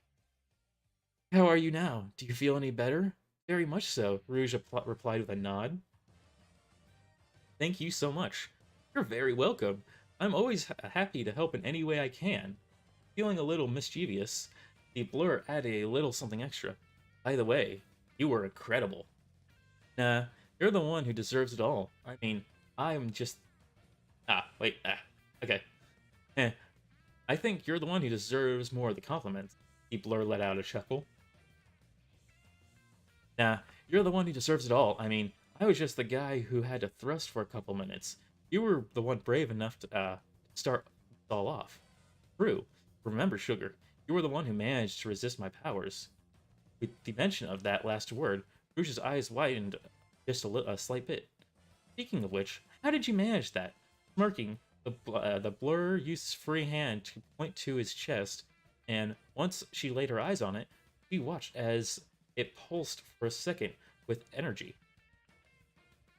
Chaos energy, Sonic explained. One of the techniques you can learn once you master its ability. Once you master it, it is an ability that negates most, if not all, powers that take away from your own. Kind of like having a force field or another layer of skin. Okay, forget the sex. That's impressive, Rouge replied, her voice full of surprise. Following Sonic's short chuckle, the two... Okay, So, earlier on in the story, as Sonic was talking to Professor X, Sonic said, like, oh yeah, I don't use my powers for my own personal gain. I use them only to help save the world. And yet here, he's using his Chaos Shield, which I don't know enough about Sonic lore to know if that's actually a thing, to be able to have sex with Rouge. I don't think that's saving the world. I think that's just having sex. I think they can't get any more selfish than that. Well, Sonic began. I think it's time for me to take a nap. Wait, Rouge commanded. Before you doze off, I was wondering, do you want my phone number? Alright, Sonic said, confused. What's it for, though? Well, it could be used for anything, really, Sugar. You can use it to call me for help in taking down a villain, if you need me for feeling down, or the gal leaned down and lowered her tone to a seductive whisper. You can use it to set off events like this again. Whether it was due to his hormones still acting up or him really enjoying the sex, a Blur smiled. In that case, I'd especially love your number. Great to hear, Rouge said with a smile. I'll give I'll I'll give to you before you leave right now. But right now, I think I'm gonna follow your lead and get some rest. Right at that moment, Rouge's lips curled into a smirk once, and a practically nothing idea entered her mind, or at least that's what I would be saying if I wasn't so full of energy from you accepting my phone number. Smirking, Sonic turned back to her. Thinking what I'm thinking? Oh yes, Rouge said with a nod. So, what do you say, Sugar? Want to go another round? Without any hesitation, Sonic had shifted his position to where he was on top of the gal, with his quickly hardening cock now resting neatly against her folds. Does that answer your question? He asked, smirking. Oh, you know it, baby, Rouge replied. With that all said and done, the Blur wasted no time and thrust it inside the gal once more, thus beginning what was sure to be a long second round. Oh, as you can see, it goes on and on and on and on and on and on and on and on. Wait, Edie, dude, you don't fuck robots. Oh god, it just goes on and even further on. Princess Zelda, okay. April O'Neil. Uh,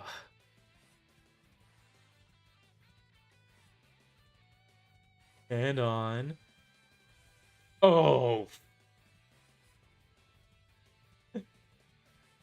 oh no! Oh no! Oh, oh no! Oh no! Oh god, I did not know this could get any more cursed. But it did. It got a lot more cursed. Please don't tell me that's what I think it is. Oh, okay. Oh god, I'm in pain. I'm actually in pain. I feel my soul leaving my body. I know. What soul? But I mean, I guess I developed one just so it could leave. Uh, Star Sapphire. Is that Star from Gecko Valentine? Oh god, Mint. Oh, and then it ends with Samus Aran. Oh, God is dead. We killed him with horny Sonic fan fiction. Is this one? Oh God. Oh God, it's just as long. Oh no.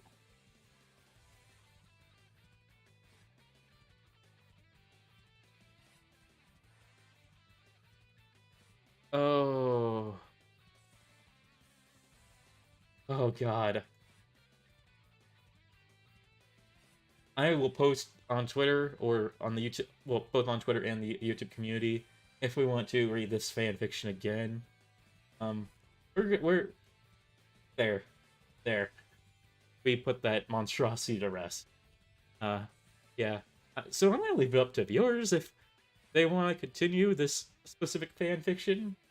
Uh, I can already tell you what, we're not gonna read all 360. I would actually just implode like a neutron star.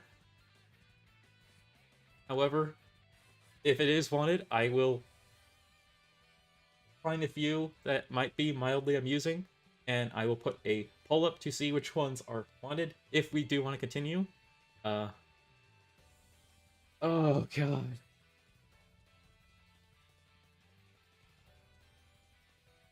Everything is a mistake. Everything. If it wasn't a mistake, it is now. Oh god. I now forever have, like, just a bit of my internal brain memory storage unit thing forever just devoted to that. Like, I knew it was bad from the Game Grumps, but, like, actually sitting here and reading one whole chapter, unbelievably painful. You know what? We need a bit of a cleanser. Uh, just give me a moment, folks. I will be setting up a thing. Uh,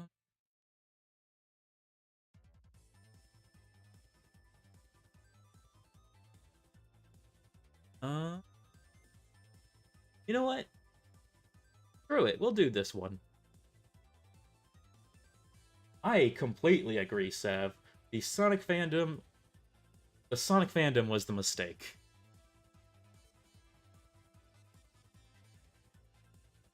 Maybe Sonic should never have been resurrected. Maybe it was its fate to just remain dead. I don't know anymore.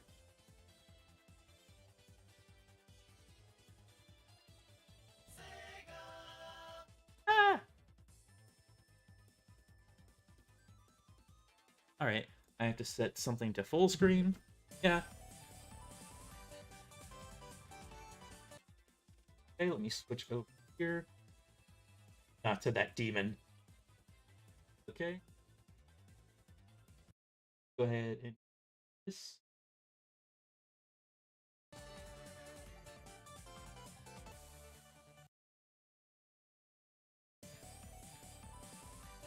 Good.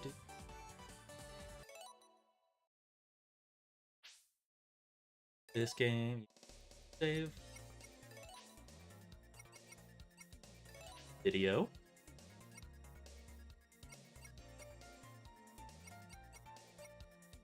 Okay, apply. Yes. Okay. Alright. Is it going to load now? Yep, there we go.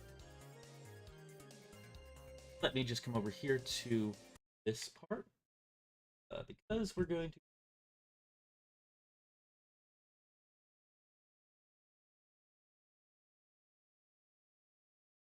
Yeah, okay. I'll just add that after the fact.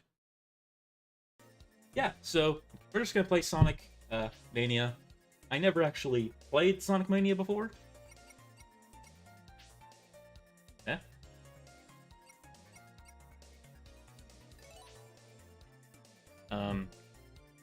Sonic Mania might have slightly broken. Okay. I think I'm just gonna have to do a hard restart of Sonic Mania. Even Sonic Mania couldn't resist the pain that was Sonic's harem.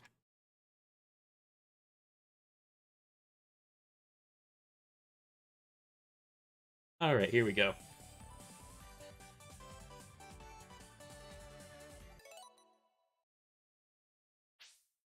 So, like I mentioned in the previous stream, I've only really played 3D Sonics. I actually think I played every 3D Sonic except Sonic Boom and Sonic Lost World. But I haven't beat all the Sonic games. Okay. Okay.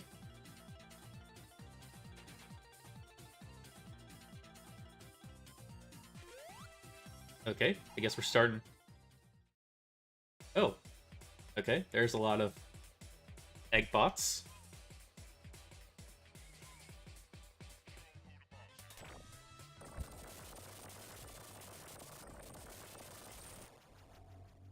Alright, I am immediately lost. Where is Rouge? My understanding of the Sonic lore has now been completely tainted. Whoa, okay. Oh, okay. I know this place. This is called Green Hill Zone.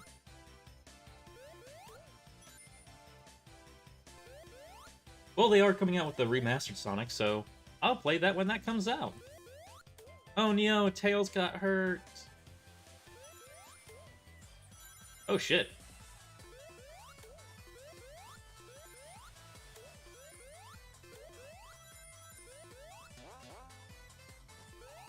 Also, did you guys know that Sonic is a deranged serial killer? I know this because of the game theory that says so. Or was it Mario that was a deranged murderer killer? Okay, what if we go this way?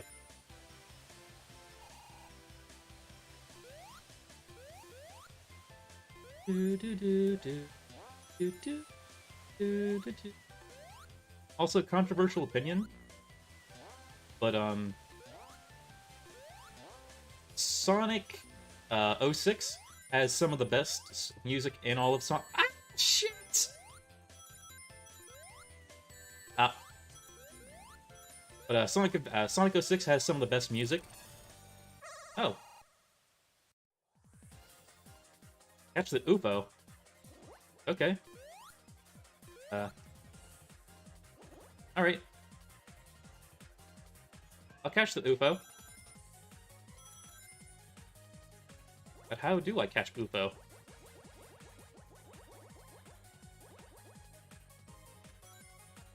Ah! You know, I'm not really feeling that fast right now.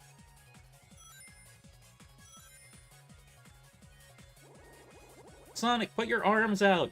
You have to Naruto run!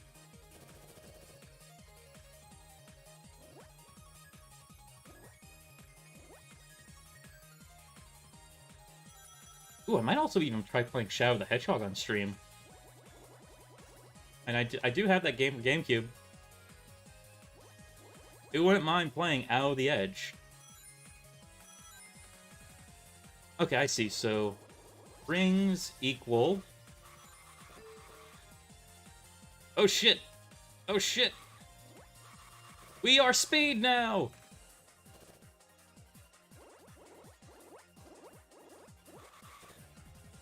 Can we get the emerald? Can we get the emerald? Oh shit, that's one large-ass emerald. Yes, we got the emerald! Damn.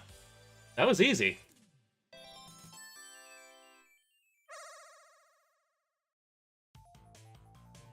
Do, do, do, do, do, do, do. Do, do, do, do, do, do. Oh, okay. I guess we go this way now. No! Tails! Die for me.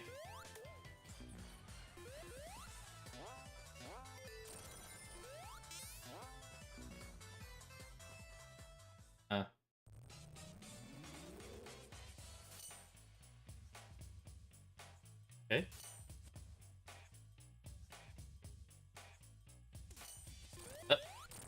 Oh.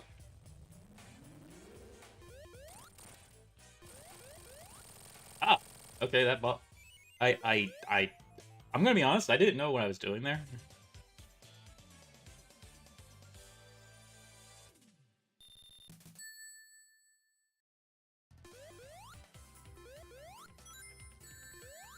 Okay, well that's just unfair.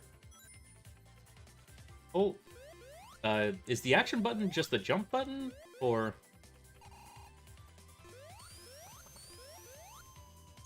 Oh, okay. Spin dash!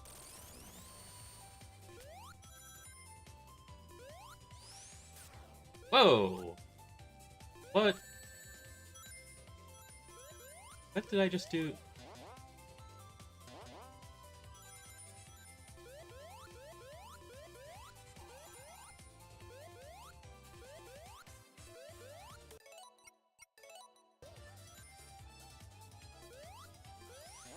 Oh, okay.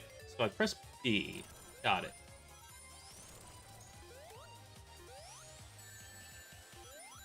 Well, screw you!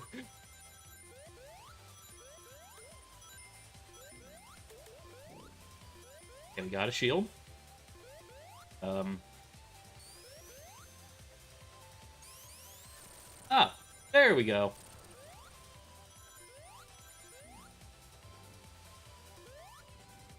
Oh, okay, I see what you mean now, Sav. Okay. Phew.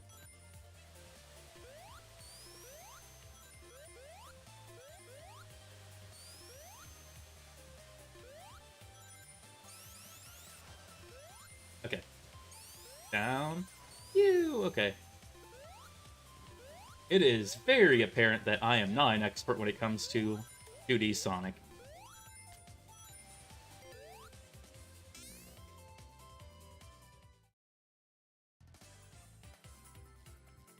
I had to do that.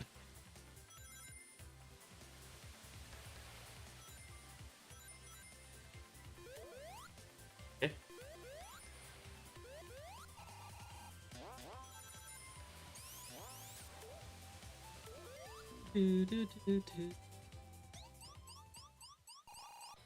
Whoa. Eggman!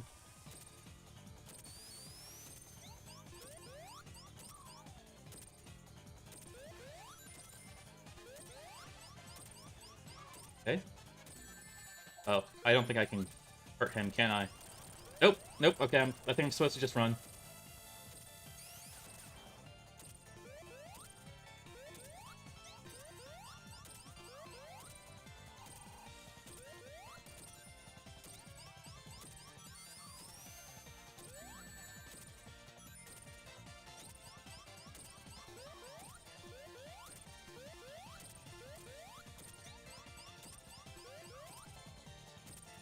Is there an option where I can play as Tails? I kind of want to play as Tails. I mean, look at him. He's precious. Okay, I think... Is this supposed to be a boss fight, or is this supposed to just kind of be like a runaway fight?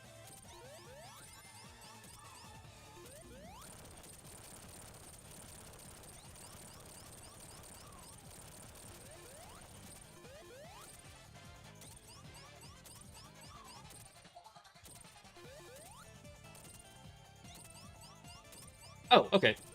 Alright, I was... Fuck! Oh, fuck. Fuck.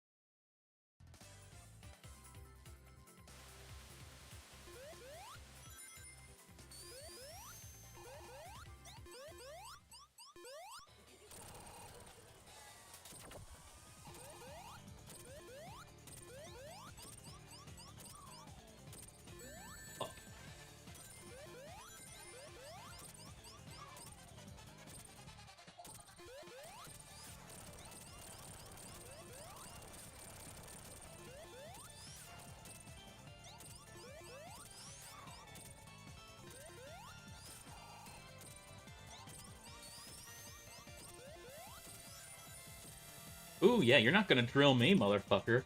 The only person Sonic drills is Rouge. I'm sorry.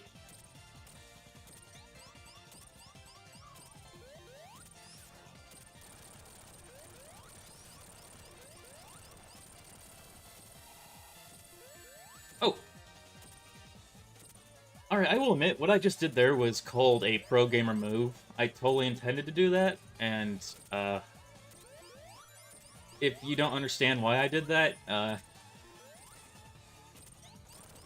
Oh, okay, okay, I need to attack the robot. Okay, okay. Alright. Thank you, Mrs. Sap. Oh, okay, so for the love of God, do not alt-tab while you're playing Sonic. Because if you do, Sonic does not appreciate alt-tabbing.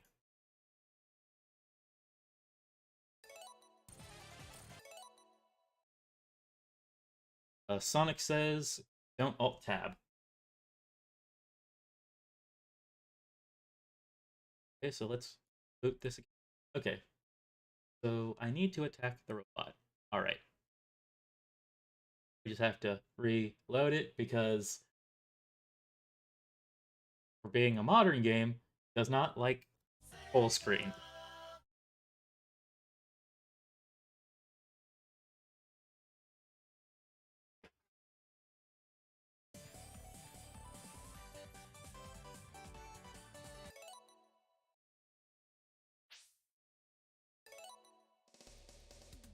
Main mode. Game options. Okay. Lots of choices for options there. Oh, we're back at Act 1. Oh well. Do, do, do.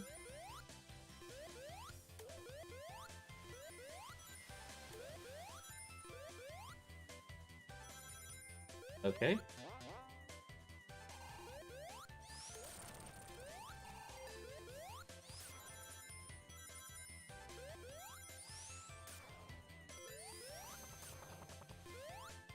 Okay, now we're going fast.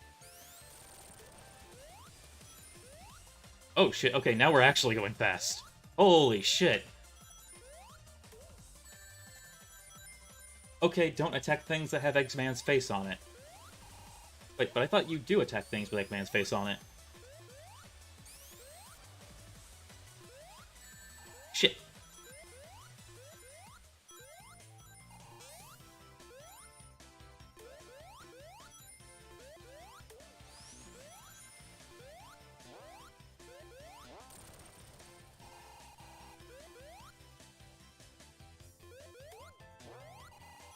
Do, do, do, do. Okay. Right, so we attack it. We attack the one that's not spiky.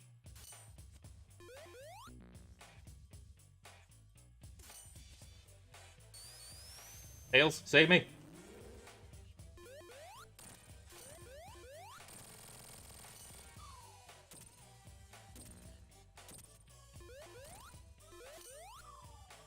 Tails, save me.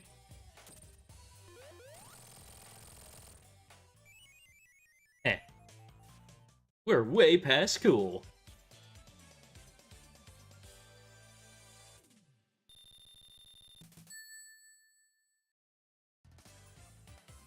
Okay, so there are spikes there. I said there were spikes there, Tails! God, Tails, when are you gonna learn? When are you gonna learn that your actions have consequences?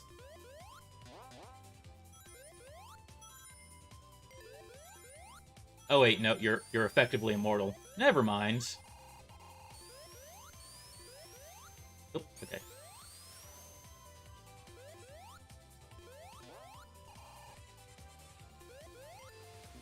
Oh, okay, I can't. Okay,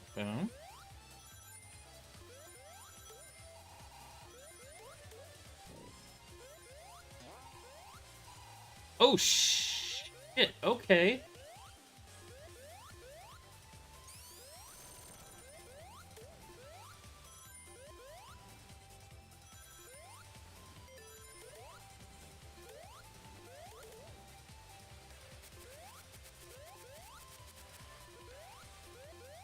Boom. On up. Okay. Fuck.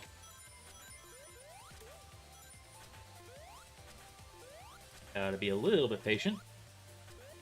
There we go. There we go. Slam.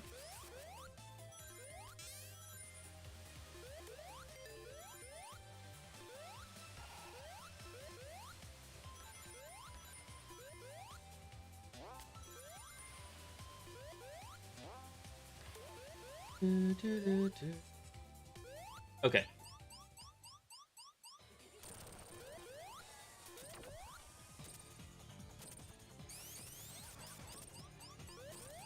Oh, okay.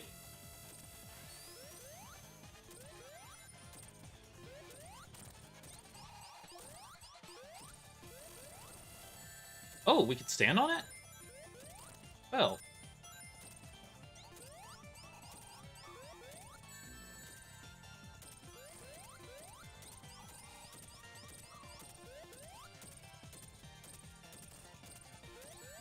Ah, okay, I ran straight into his,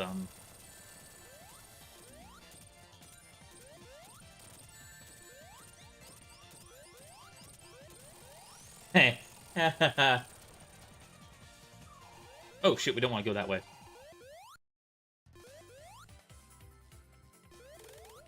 Yay! We freed the animals!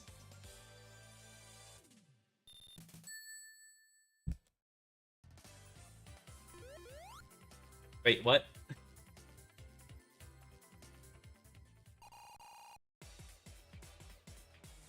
Oh, who are these lads?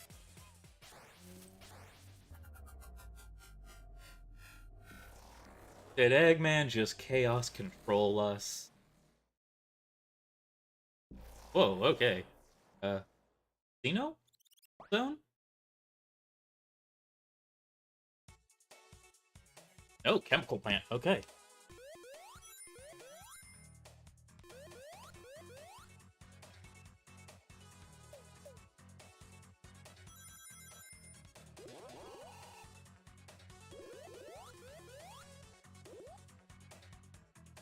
Man, this music is pretty jammin'.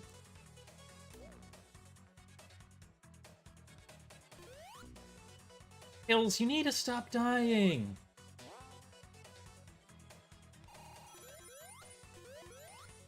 Oh, okay. I broke that flow.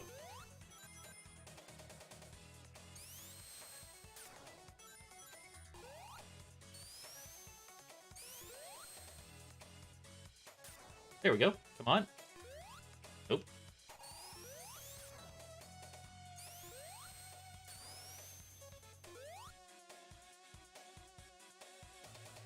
There we go.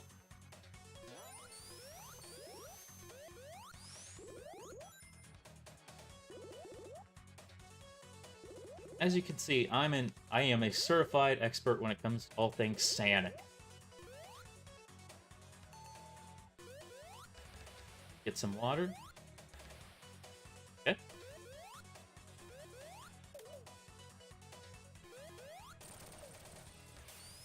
Go through this pressurized tube.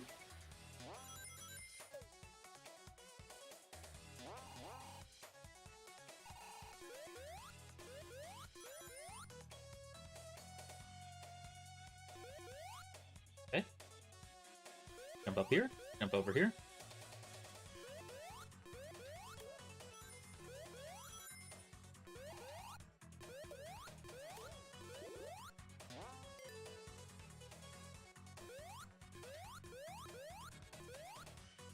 Fuck. Dude. Oh shit. Don't you start drowning on me, Sonic! Why do hedgehogs need lungs? If only there was, like, a lungless hedgehog. Like, it was made out of some type of hard material. Not quite stone. I don't know the word for it, but if we can make a Sonic that's, like, made out of some type of hard substance, and name it after that hard substance. Oh!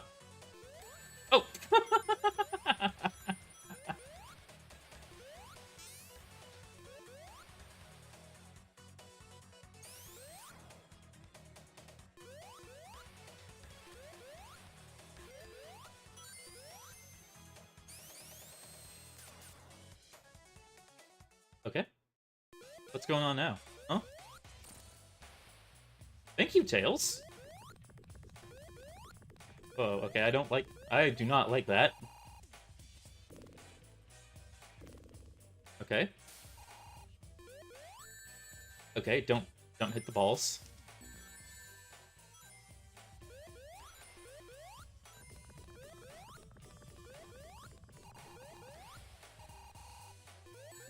Okay. Alright. Way to be a dick.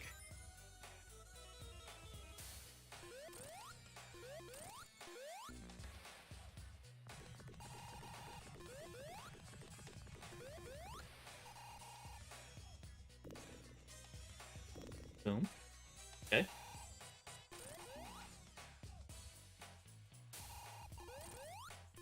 On. Yes! Okay. Boom.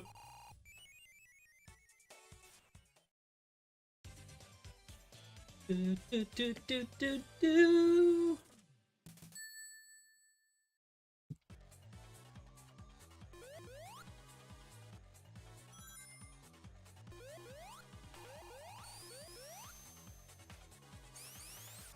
Boom. Boom. What did we just do? Oh, shit! Okay. That's what we just did.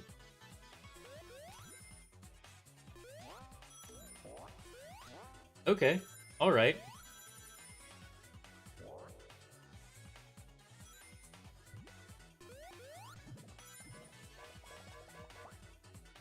See, I don't even know what's going on anymore.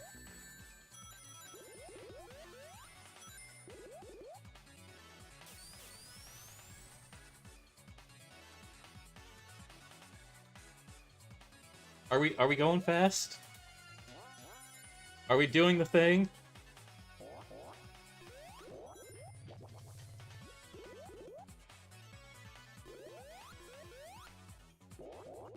Boing.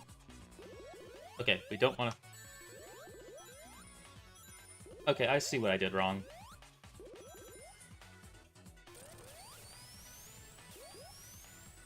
Let's go up here. Up.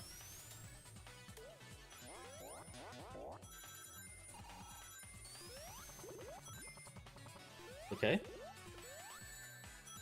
Exactly as planned. Exactly as planned. Wait. Okay, we want it to be green. Everyone knows green lets you jump higher. Ooh.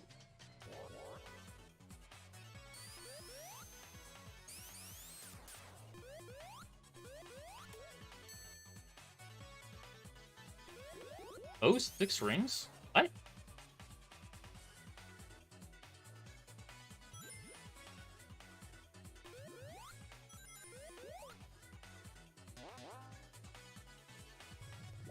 Okay.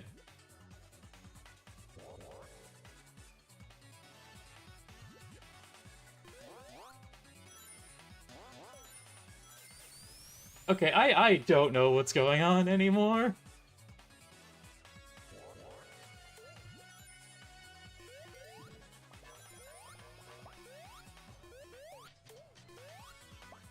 Okay, so that way... Oh, okay, so... Playing? Okay. Okay. I may not know what's going on, but, I mean, whatever's going on is pretty cool, I think.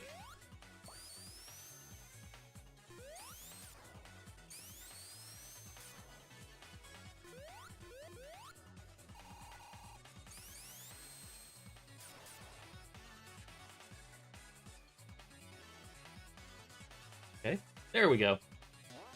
Oh, okay. That was not the right way.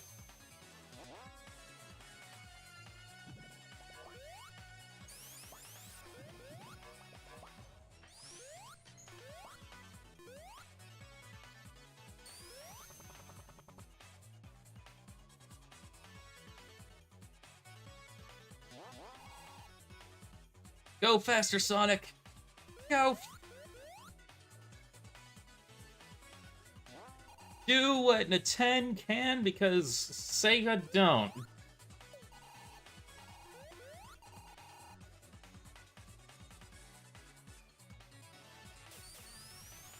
Okay.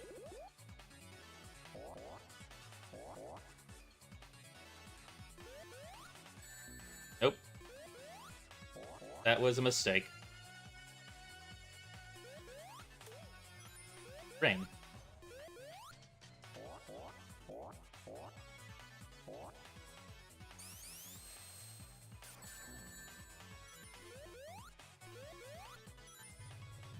Ah, here we go. Boom.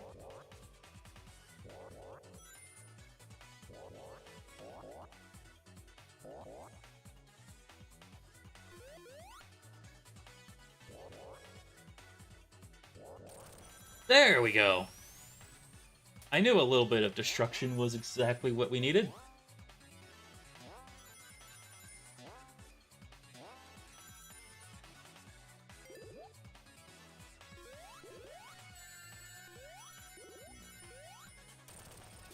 Okay. Ah, damn. Oh, what?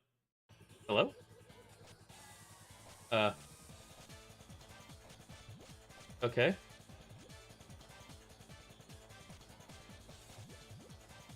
Okay. 2 reds. Okay. Blue. Um. Okay. Let's put that green right there. Okay. Blue. Alright. Boom. Okay, got some purples. Okay. Got some greens that need some love. Come over here with this purple. Uh.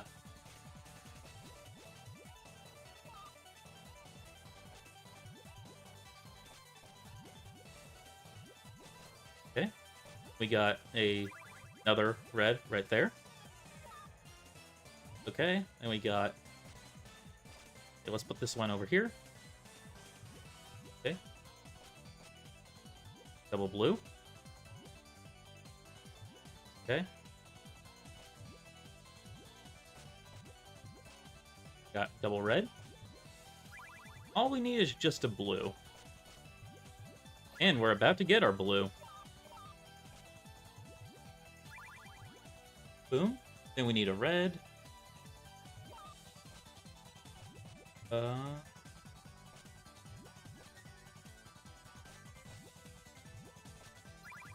Boom. Okay. There we go. There we go. There we go.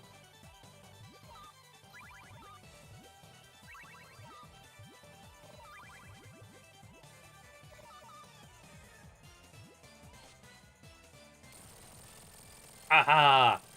I had no idea what I was doing, but Eggman lost. What was that exact? Was that just the boss fight? Okay. Alright. I am totally not confused.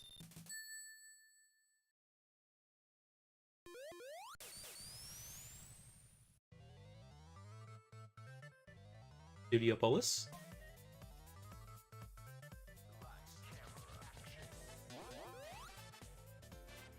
Oh, this place also looks pretty neato.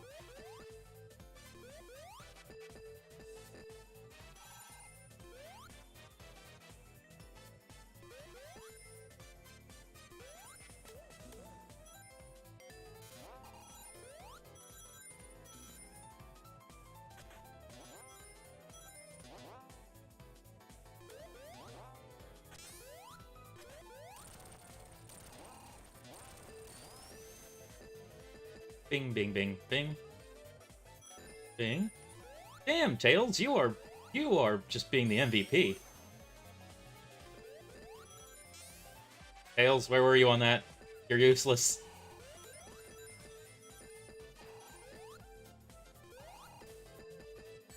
Oop, ouch. I intended to do that.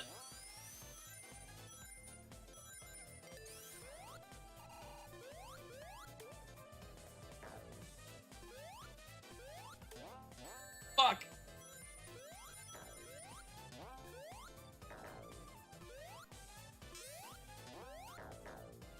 Oh, see, I didn't know that. Tails, Tails, you need to stop that.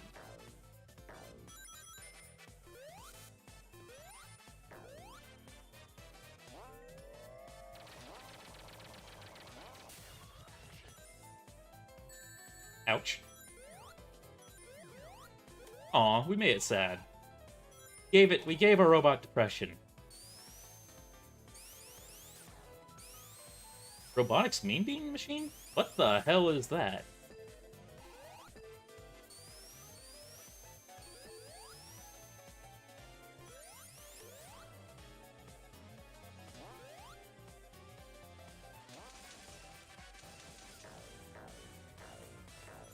Okay, boom.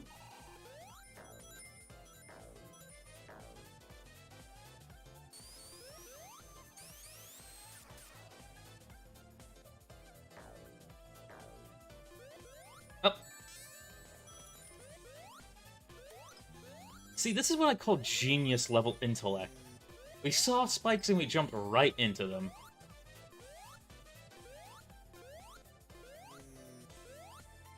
Sometimes I'm just so smart that it's terrifying.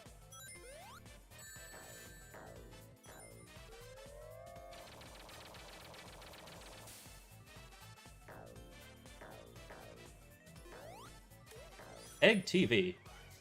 No, I wouldn't mind seeing what Eggman has to put on. What? What?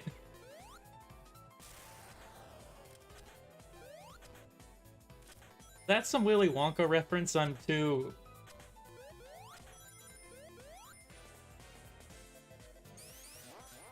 There we go. Gotta go fast.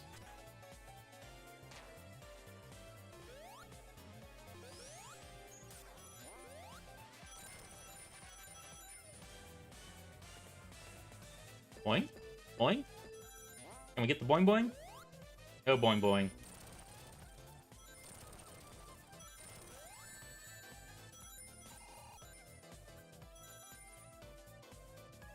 Okay. Boing. Boing. Okay. Haha! Dang it!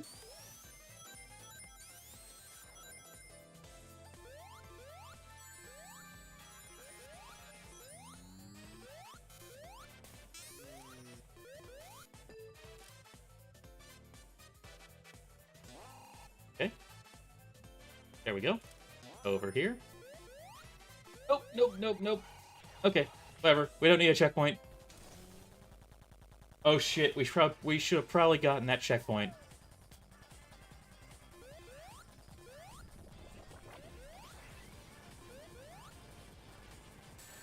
Guys, you're committing terrorism!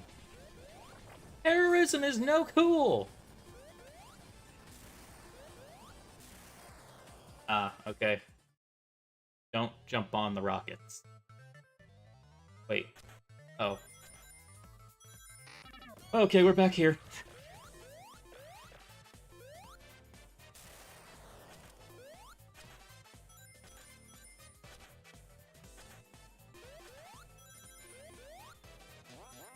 Boing.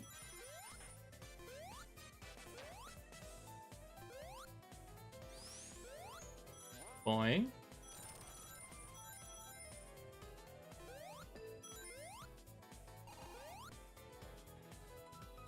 Boing, boing. Boing.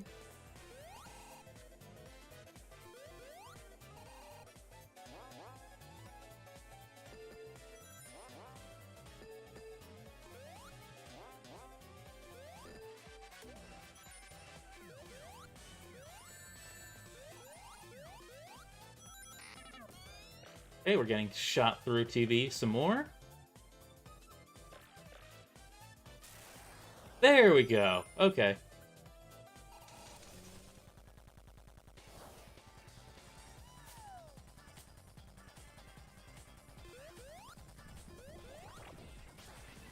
I think I have to go for the blue ones.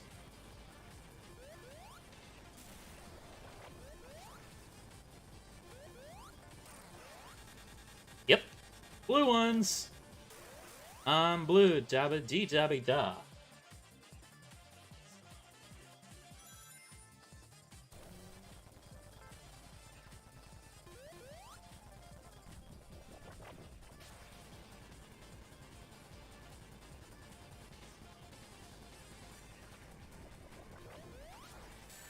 Shit.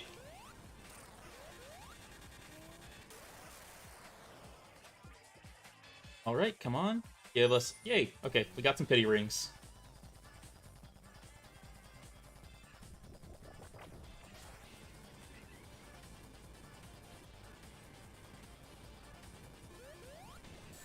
Shit. Uh-oh. Okay, we might be slightly doomed. Okay, yep, we were doomed.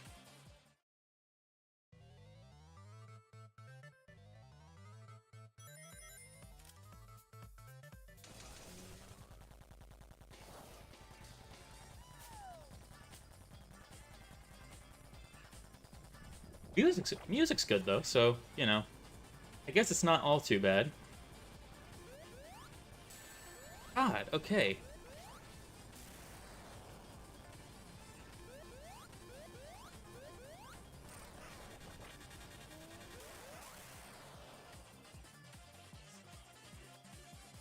All right, cool. Got some rings.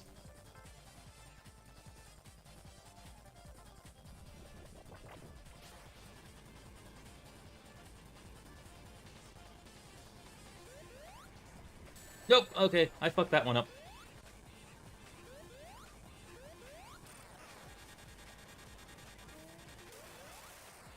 Okay, cool.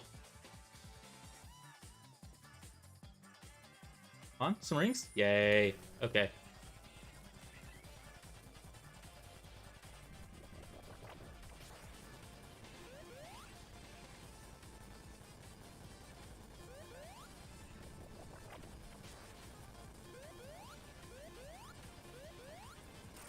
There we go.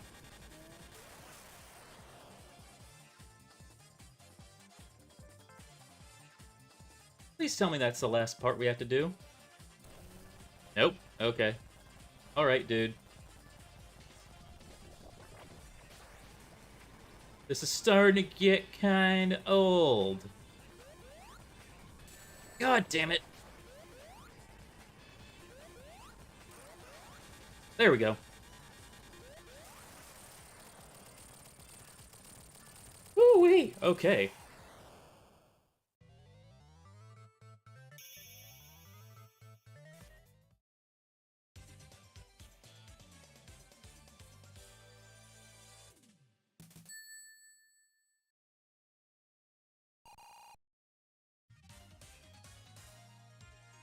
Alright, we made it to Act 2. Oh wait, shit, this is only Act 2?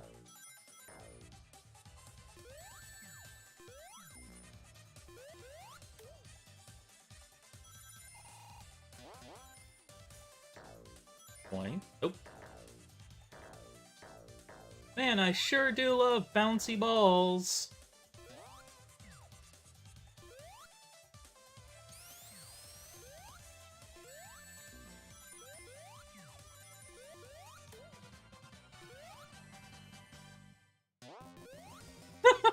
Hey. Uh.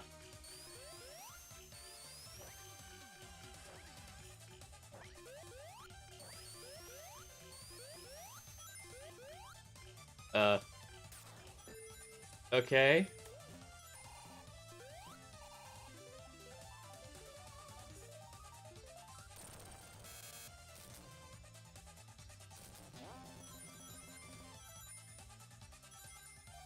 Uh-huh.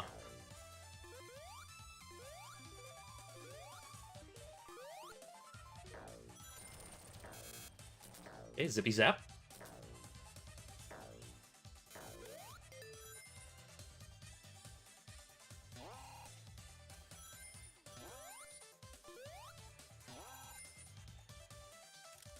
Yep. This is just pure insanity. At least Mario games have a little bit of sense. You know what? I'm gonna say it. 2D Mario is better than 2D Sonic. Boom, I said it. I know. Uh-huh. You can all keep your opinions. But, you know, just know that my opinions are objectively right because I'm awesome and you're not, so...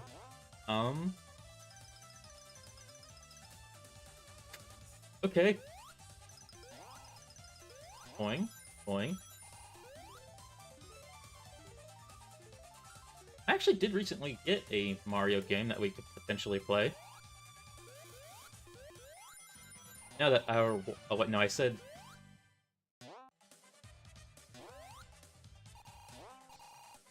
There we go. Ouch.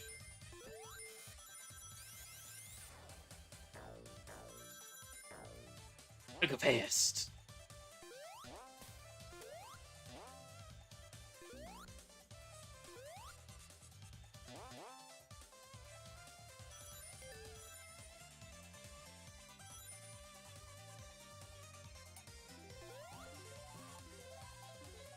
I would love to see like what speedrunners actually do in this game because like I'm sure there's some really good speedrun strats.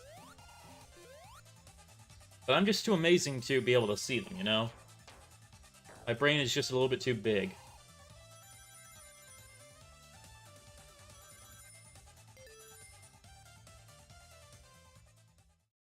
I get it. That's a Nintendo reference. 14 degrees, okay. Oh, it's starting to rain.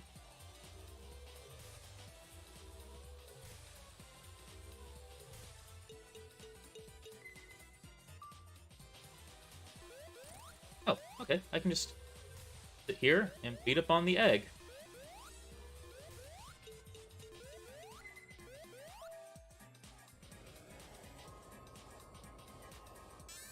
Ouch! Okay. Alright, that's a dick move.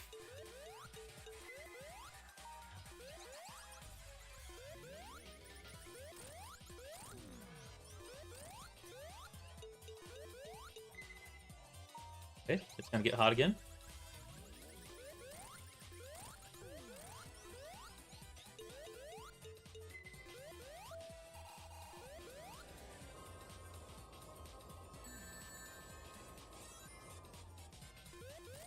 Ha ha ha! Take that, egghead.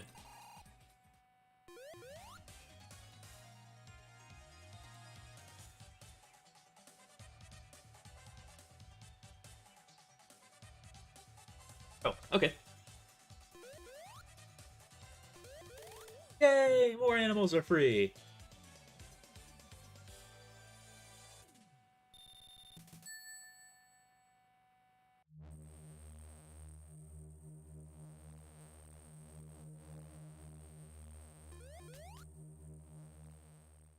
Okay. Alright. I think this is gonna be a good place to leave off.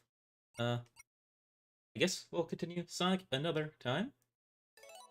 Probably before Sonic I have at least like a little bit of peace after it. Oh, are you the fastest time attack now? Fair to challenge. Okay. Yeah, I think a good thing we can do. You know, we'll read some bad Sonic fan fiction and we'll follow up with actual Sonic.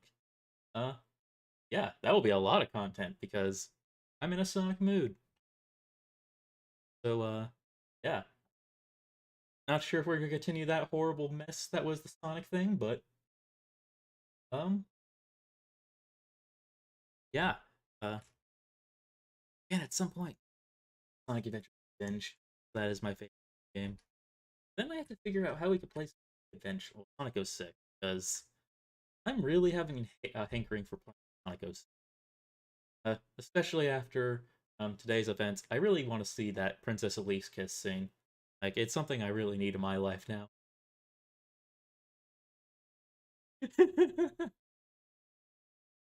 Okay, but thank you guys for tuning in. I hope you guys take care, and I hope you dream of this Sonic, like making out with a humanistic gene from X-Men, and how horrifying that would actually be in real life.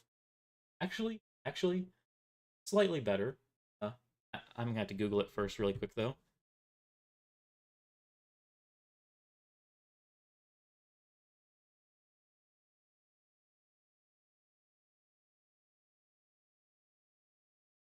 Just for your consideration,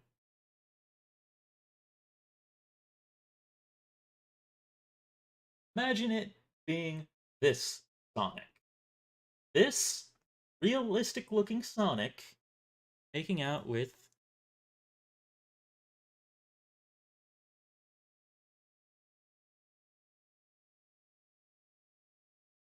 Oh, since we're going for realistic. Here. Yeah. Uh, this thing making out with this.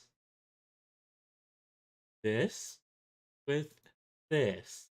I hope this haunts your dreams, because it's sure as hell gonna haunt my dreams.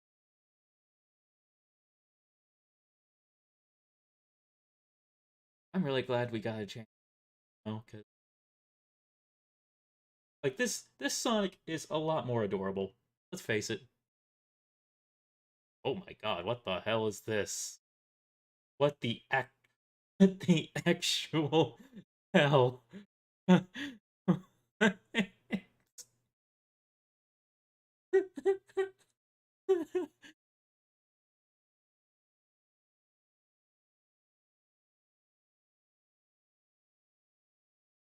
You know what? Should probably. I don't think I have safe search on, so we're just gonna move on from that. Uh, okay, but yeah. I hope what I just showed you haunts your dreams. It's gonna haunt my dreams. Uh, but until next time, you guys take care. Uh, might not do Nekopara tomorrow. I feel like we got and a lot of horror. Might play Minecraft, but also we will probably just finish off the Stanley Parable. Uh, and of course, beware of gorilla streams, because I might just stream anytime now, but definitely try to stick to schedules. But yeah, so come in tomorrow, check it out. Much prefer YouTube. Uh, and yeah, take care.